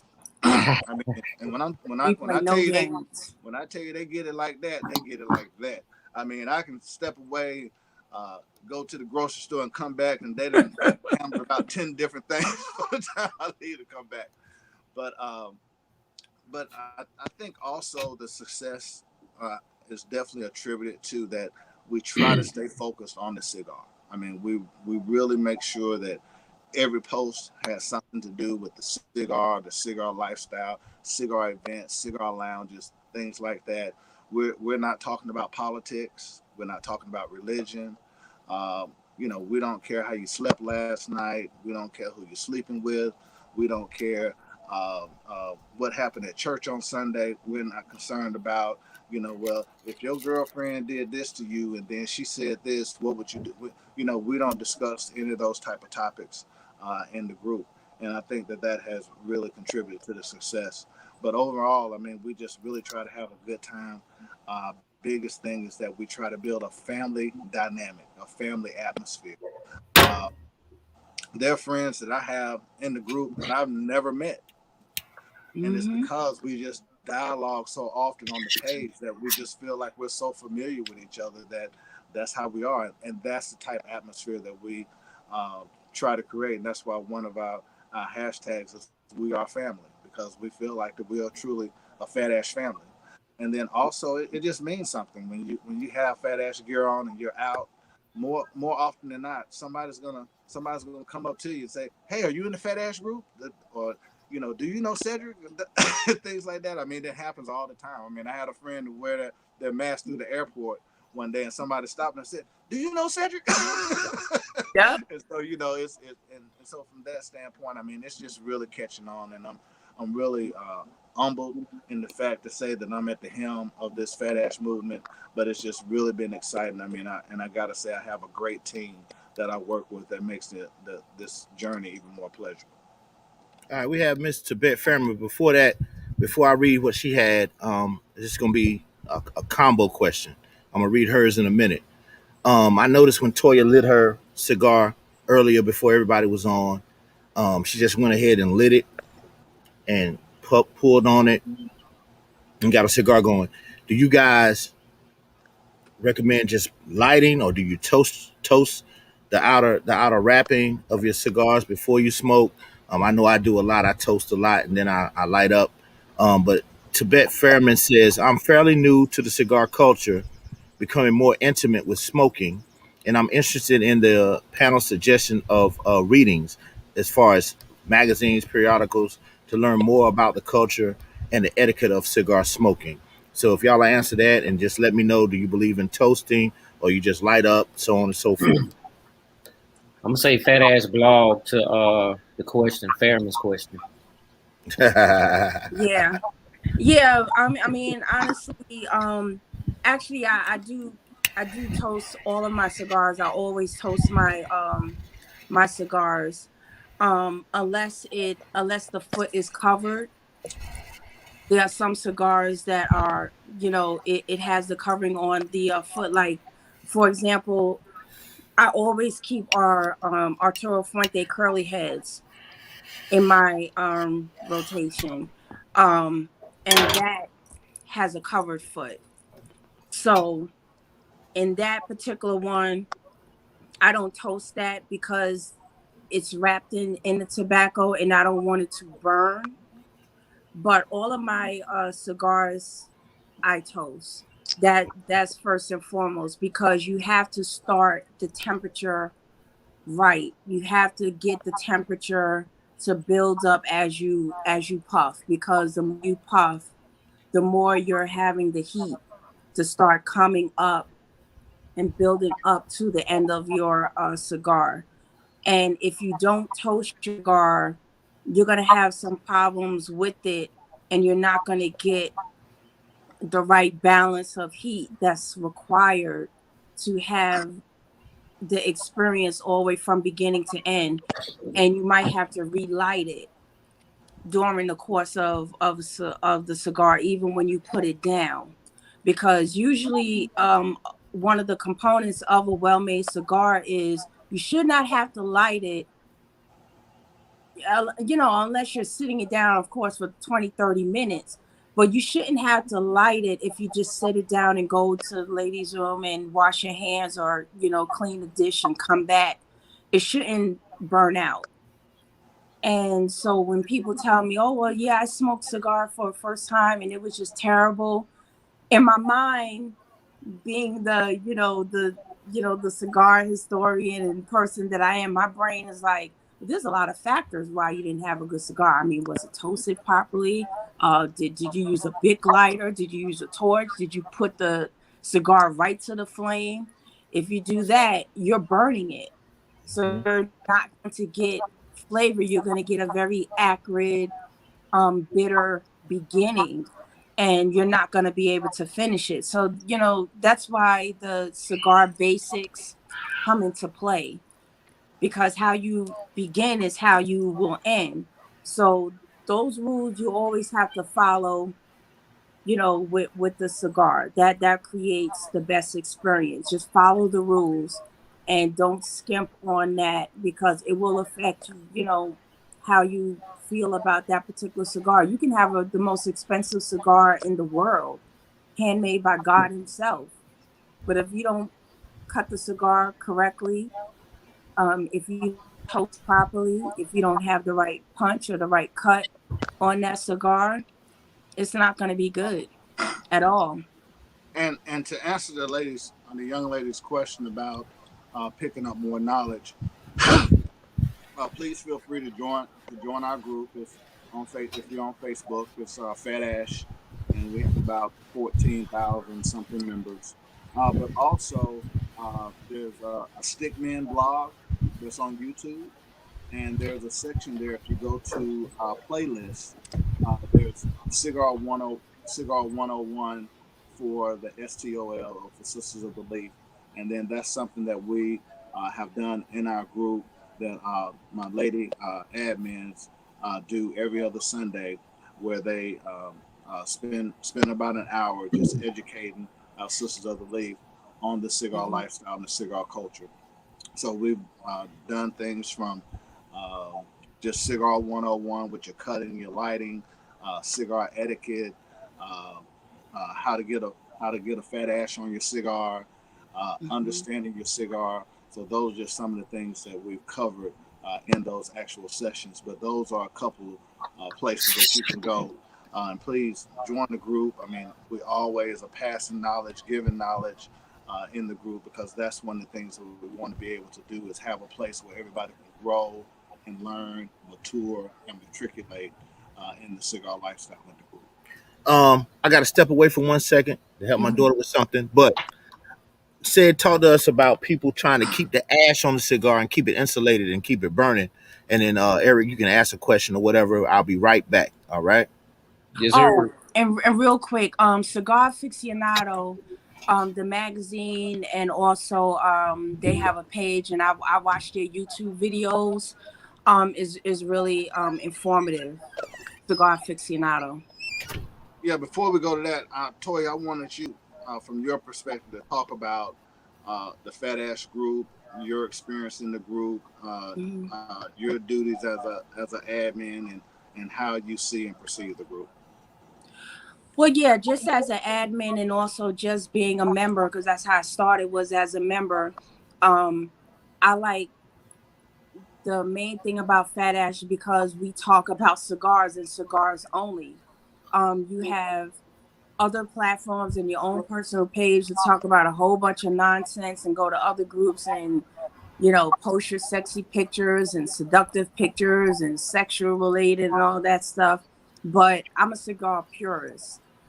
If I'm in a cigar group, if you know, I want to talk about cigars. I want to learn about cigars. And I really do enjoy the culture of Fat Ash because this is what we are focused on, cigars and cigars only. And we don't bash anyone or make people that have smoked longer, like higher up here. And then if you're a newbie that, know nothing about cigars, then you're kicked to the curb and, we don't want to talk about it with you. That's not what we're about. We're about being inclusive. Like Boss said, we are family. We encourage questions. All of us have different expertise. Even though I smoke cigars and people come to me about, cigar basics and history. If I have a question about how to season my humidor, I know that I can call on Justin Burden. He's one of our other admins in the group. He also makes cigar accessories, and he's very knowledgeable when it comes to getting your humidor right and everything. So all of us play a different role, and we all have different levels and years of experience, and that's what makes us a great blend and admins for the group because we all put our heads together to come in and weed out all the foolishness because we all love cigars and that's what we're here for.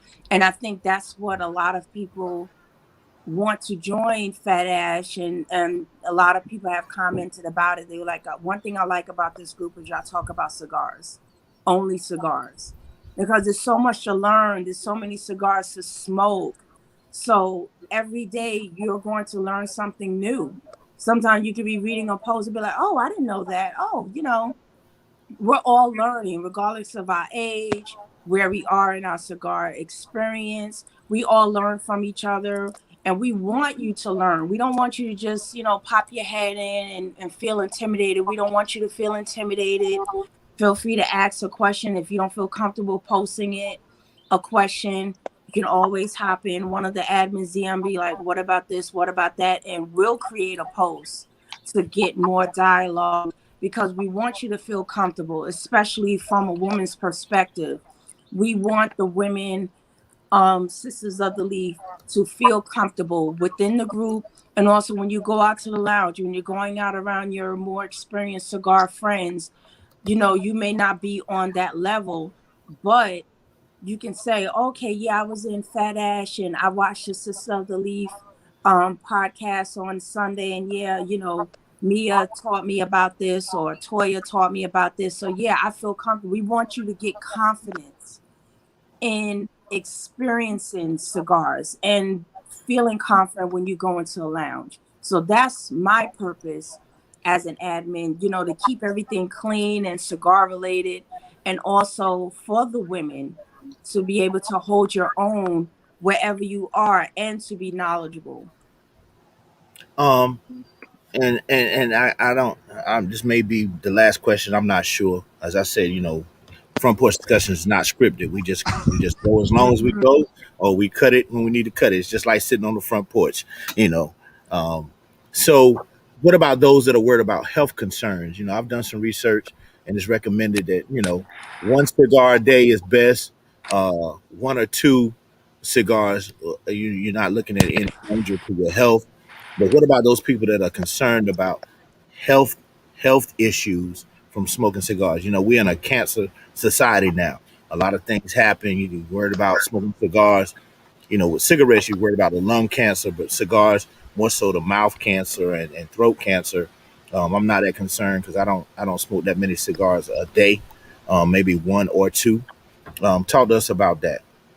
All right. Well, it's interesting that you asked because I had this conversation with Dr. Oscar, who is the owner of GTO Cigars, and I mean, and he's a doctor, and he said that uh, when when people are live to be 90 and 100 years old, and they say they smoke 7 to 10 cigars a day, he said that's really true. And he said the thing that, but the thing that they do is that they don't smoke full body cigars all the time. And Okay. that's the thing about smoking cigars is that we have to understand that there is a correct way to smoke cigars. And the correct way to smoke cigars is that you smoke your Connecticut's in the morning, you smoke your mediums or your Habanos in the afternoon, and you smoke your full bodies at night.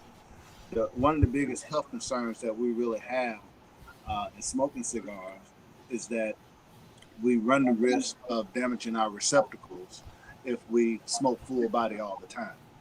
And so if we damage our receptacles, then we're not going to be able to taste the flavor of the cigar. I mean, so that's the reason why it's very good for our full body cigar smokers to change it up and smoke different type of cigars all the time. So therefore, we can refresh our palates, refresh our receptacles, so that we're not running the risk of damaging those.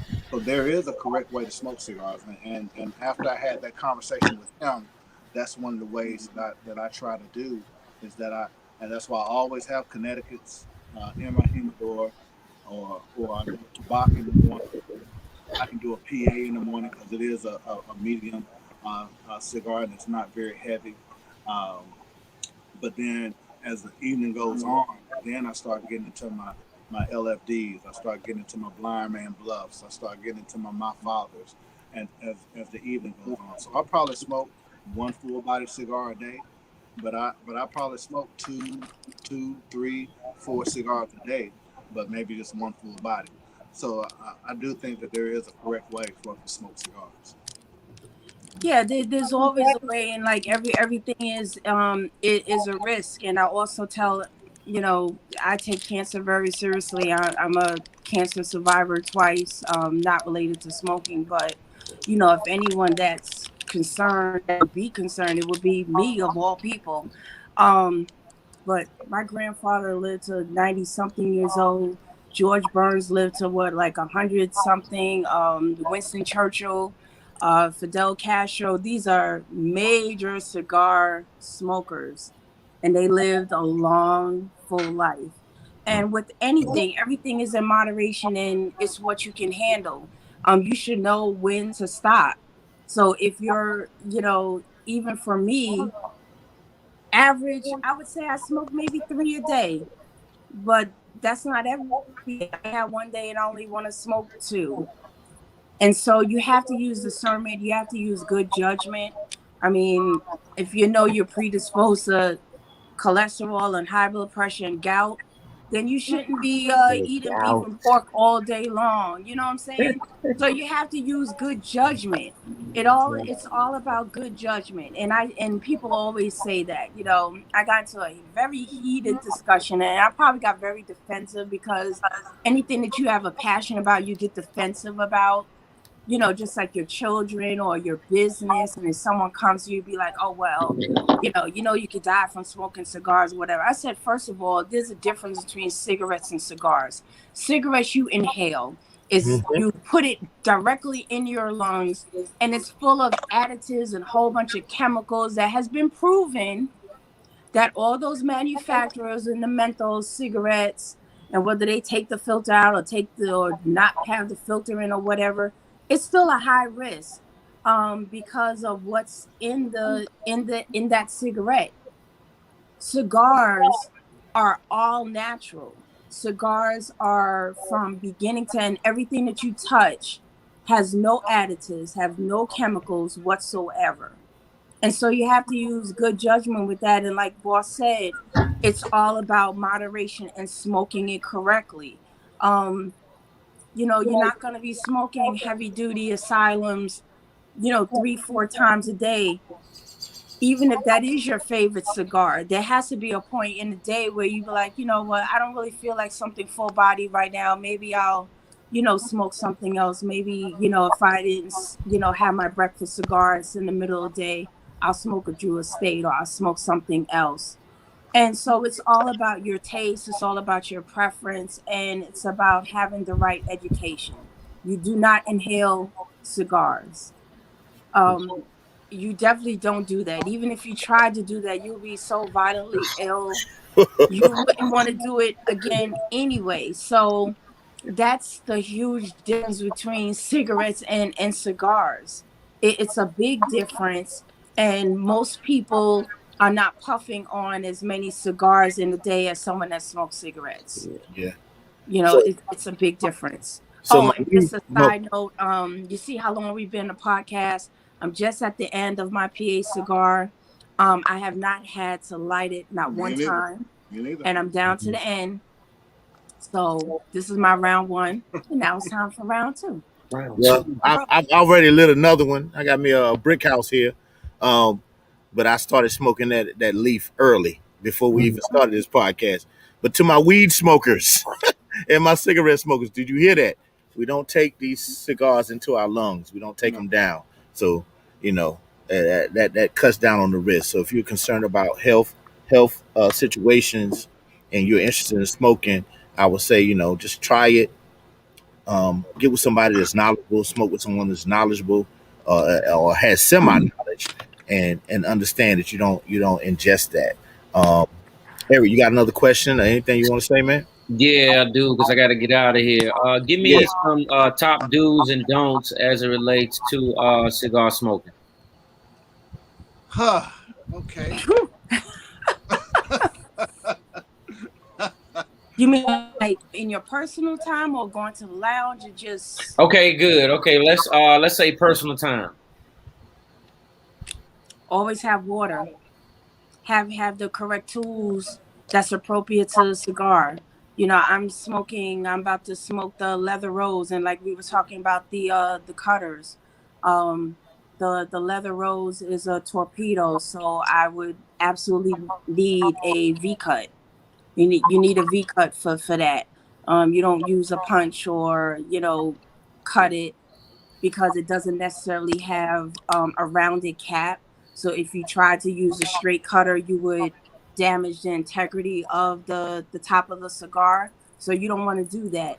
So have your tools, have your water, always toast your cigar, and don't inhale.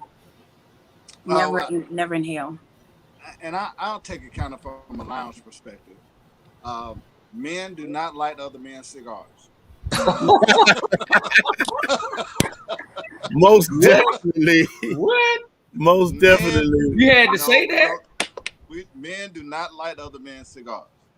The What? other thing is if if you're in a cigar lounge environment, ladies, if you're in a cigar lounge environment and you're with your man and a woman needs assistance, don't get offended if your man helps another woman in the cigar lounge. I mean, because you, it's just a gentleman thing to do for us to help cut and light if they don't necessarily know that.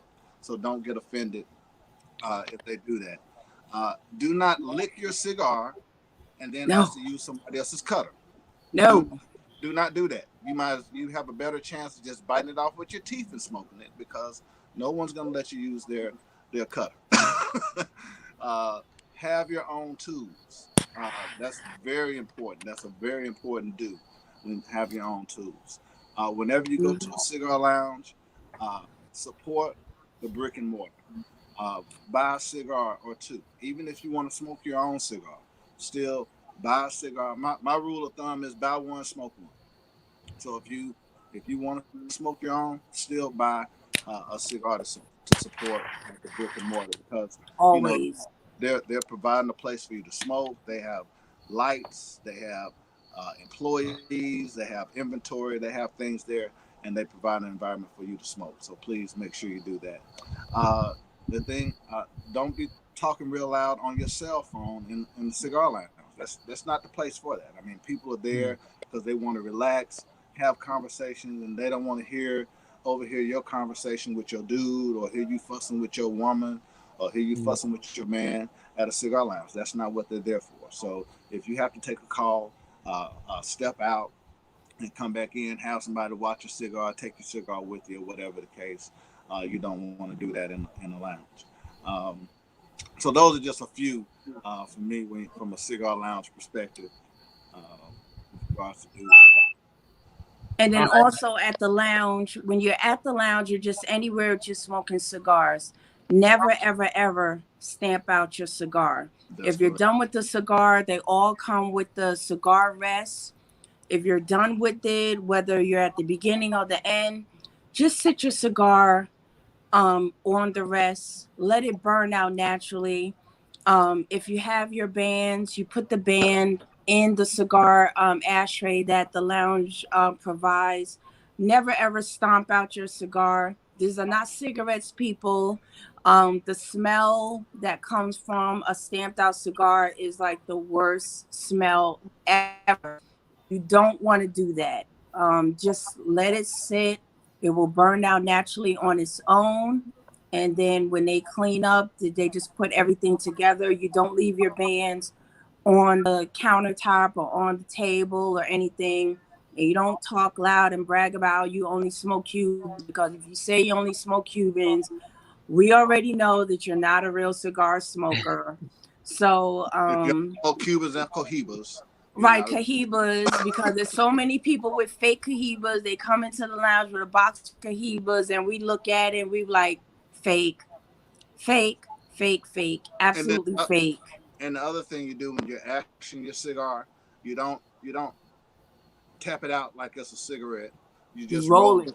You roll Yeah. it. You roll your ash when you're ashing your cigar. In most cases, I mean, you want your cigar ash to get about an inch, maybe an inch and a half before you ash your cigar. You don't necessarily want to drop your ash in a cigar lounge. I'm notorious for dropping ash in the cigar lounge. I will let y'all know. Uh, it's actually called it's actually called doing the said. I mean, I'm so bad at it. We have terminology for it now. So whenever somebody goes somewhere and there's ash on the floor, they'll be like, "Oh, you did the said." but but no, you don't want to do that. And even if you drop your ash, most oftentimes in a lounge, someone will be there to clean it up, but then offer to clean up after yourself. I mean, that's Yes. just because at a cigar lounge, you want to treat it like it's your home. So you want to say, hey, can I get a broom?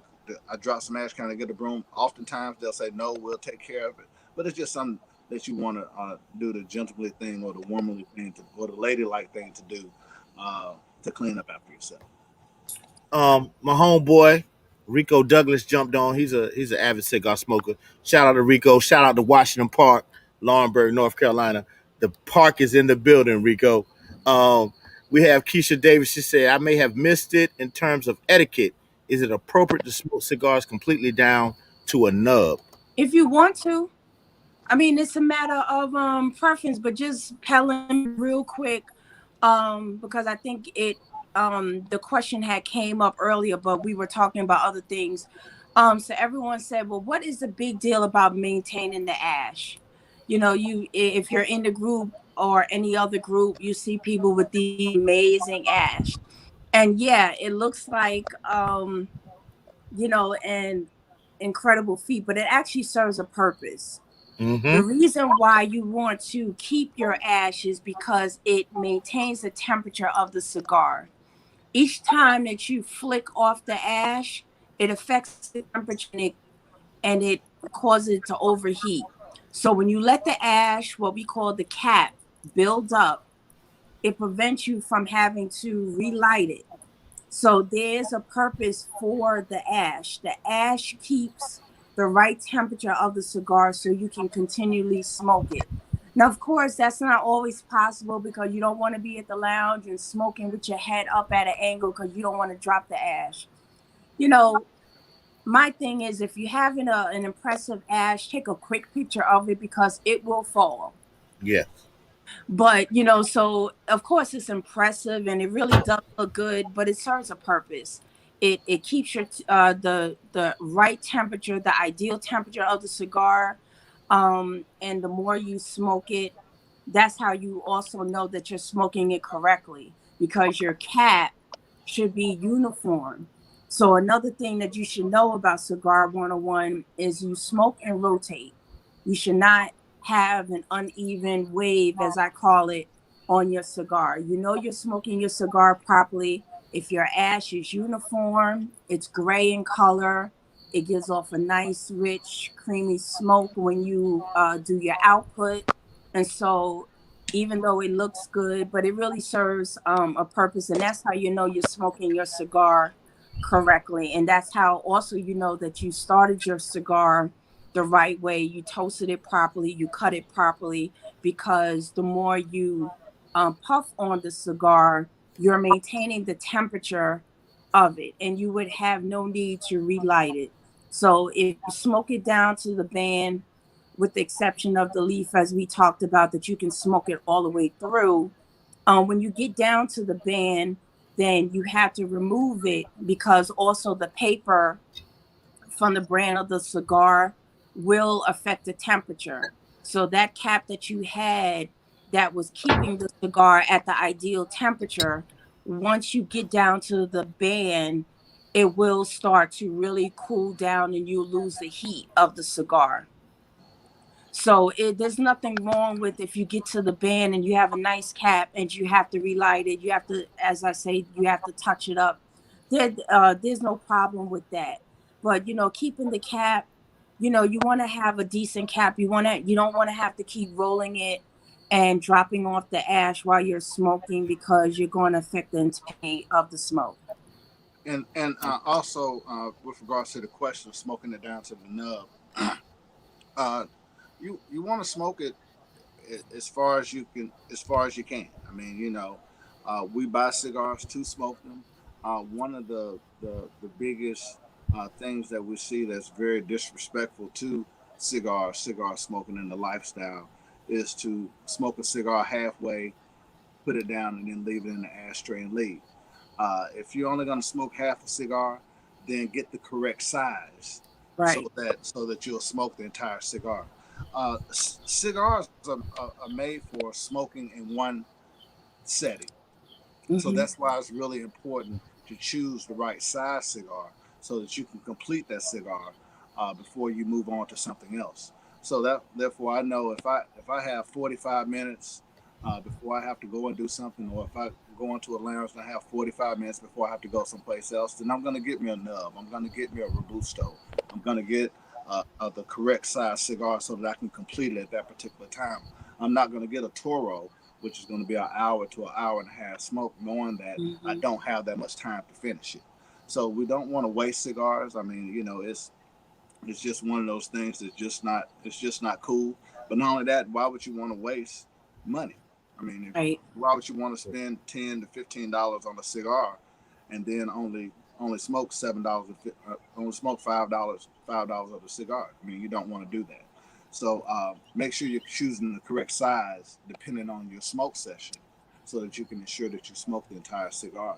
But smoke it down as far as you can. I mean, until you feel the heat, until the heat is too much, until you burn your fingers, because oftentimes that last one third, oftentimes is the best part of the cigar anyway.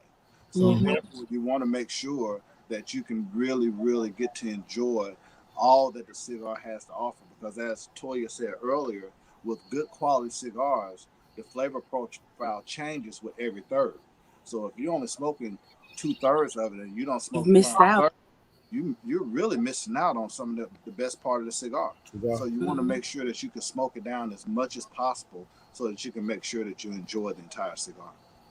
Hmm. Um, and it's going to be, we're going to end after this question, or my statement, and you all expanded on it. Um, a lot of people think they have to get a very expensive cigar for it to be a good cigar. So talk to us about that, and also talk about people hotboxing. I call it hotboxing. I think cigars are made to relax and talk. You sit it down for a minute, you have conversation, you sip, So, but a lot of people just they just keep puffing. So taught us about that and taught us about the cost of cigars and the fact that just like wine, you can get a great wine and it might be a $7 wine, but you got $20-$30 bottles and necessarily that $7 bottle is great quality. So taught us about that. Yeah. Yeah, I mean, the price of a cigar does not mean it's a good cigar. It really doesn't. I mean, I like I said earlier, my favorite inexpensive cigar is the Arturo Fuente Curly Head. I mean, it really can suit all palates. It's so inexpensive. I mean, it's so quote unquote cheap, that you would think, oh well, they sell them at Total Wine, and you really shouldn't pay more than $3 for it.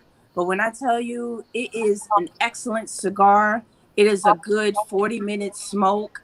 There's no skimping in quality because it's Arturo Fuente, so it's a good cigar. Brick House is a great cigar. Factory Smokes is an excellent cigar. Brick House is my go-to. Yeah, I mean, I just posted in Fat Ash. It was like, if you haven't had a factory smoke, you are really missing out. Number one, regardless of how much it costs, look who creates it. Drew Estate. States. Need I say more? Drew Estate. You know you're going to get a quality cigar. Even factory seconds, you get a good cigar. There's I'm sure at different lounges, I'm not really sure, even your brick and mortar, but in Rock Hill, they have a place called Palmetto Breeze, and they have a whole bunch of like classic humidors. Or even when you go online to buy a cigar, they have quote unquote factory seconds. That doesn't mean that the cigar is inferior. It's just that as far as that particular house, let's just say, for example, Drew Estates, they sell the factory seconds. That doesn't mean that it's an inferior cigar. It might have an imperfection.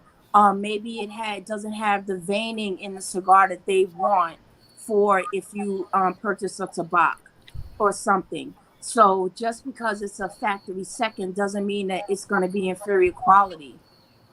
Brick House is a great budget cigar.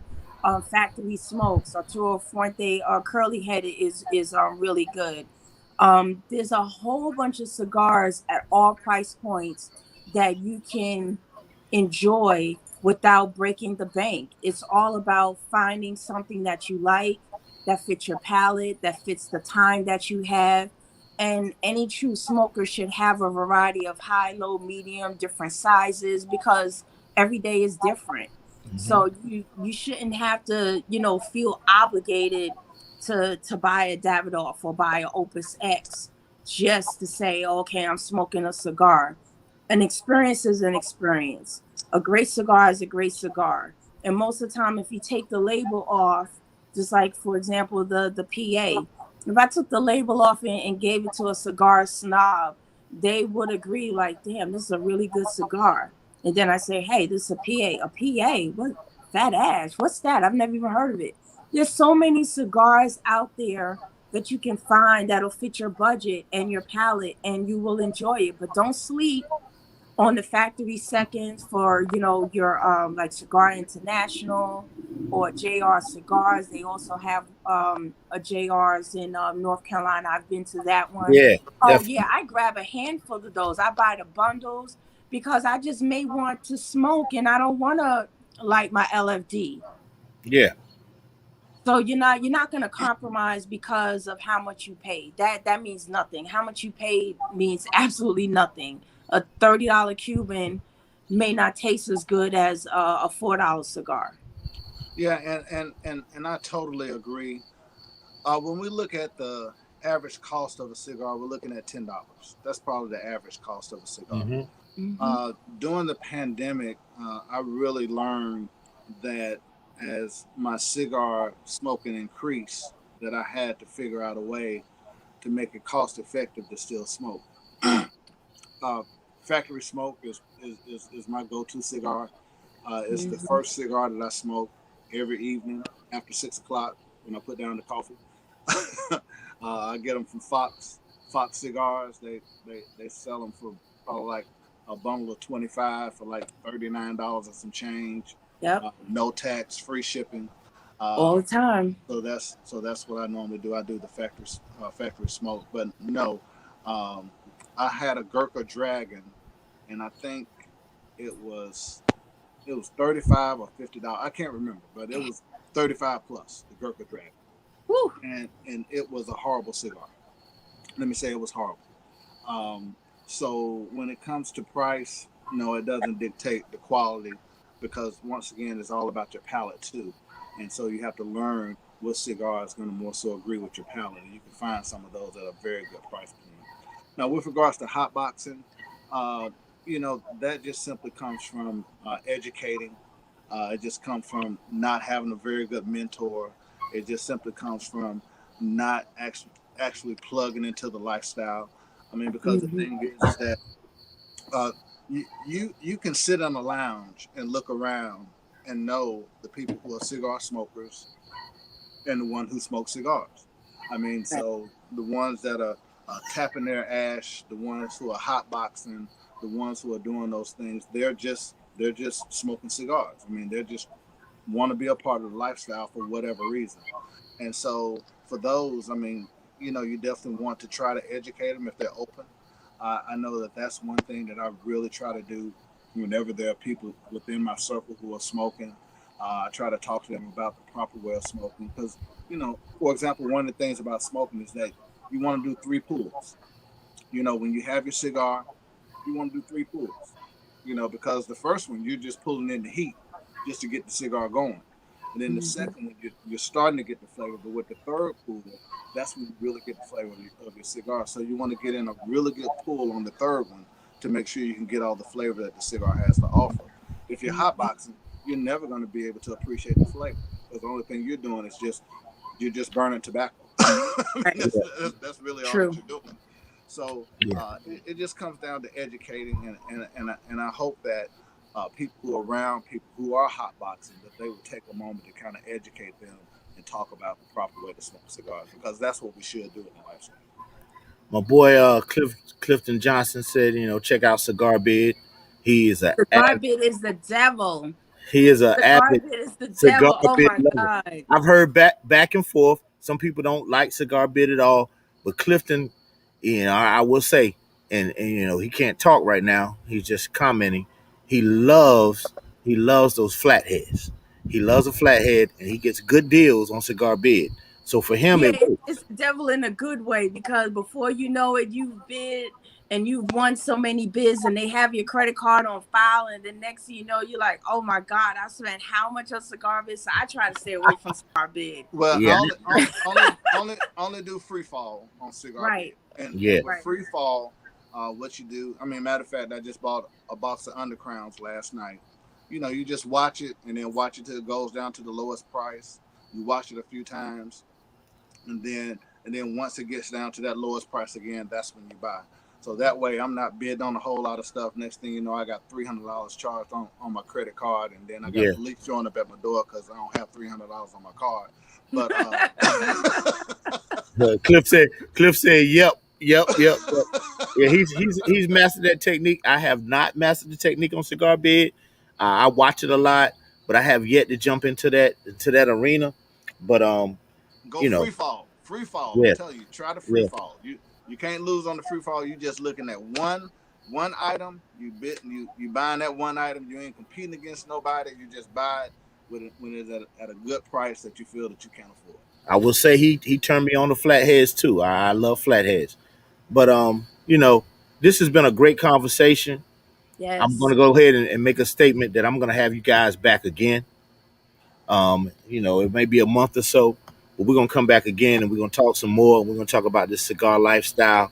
We're gonna talk about how it affects the black community, and because Front Porch Discussions was started basically to talk about things that affect us and our culture.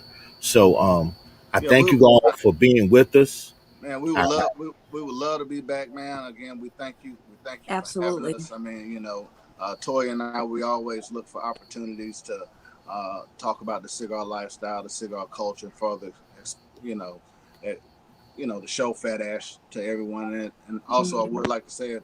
Anybody want to get some Fat Ash gear, you can go to the website www.fatashcollection.com. I mean, we have everything on the website: t-shirts, sweatshirts, lady shirts, tank tops, Leggings. hoodies, leggings, uh, bathing suits, bikinis, tumblers, Yep. coffee mugs, rugs, pillows. I mean, ashtrays, almost anything that you can put your hands on. I mean, we do have it on the website, and we do want to encourage those who want to learn a little bit more about the lifestyle to join our And the Fat Ass. bathing suits fit curvy women, women with real bodies. Don't look at the models. I'm telling you, I have the fat bathing suit, and I look damn good in my fat ass bathing suit and my leggings. Yeah, I saw your picture. I will say it looks really good. I'm not trying to be sexist and all the other stuff because I know Fat Ash doesn't objectify women, but I'm going to say you look very great in that bathing suit. Uh, But we got that, man, and we got all different designs and stuff too. You know, give me that ash, face down, ash up. That's the way we like to puff. Ash Look at that queen. ash, ash queen, ash king. Hold that ash. Give me that ash. My ash is bigger than yours. yeah, Kiss my ash. I mean, we got it all on the site. Yep. well, I've enjoyed you all. Thank I you. will express to everyone, please join that Fat Ash group on Facebook as well as join the Front Porch Discussions. We try to keep everything light and keep everything focused on us. Somebody said I love the name Fat Ash, Tony Austin Mayo. I got to give a huge shout out to Dawn Nell. She said she learned so much. So Dawn, if you're interested in starting smoking cigars, if you already smoke, please join that group so you can educate yourself because it's not a situation where you know everything and you can Mhm. continue to learn.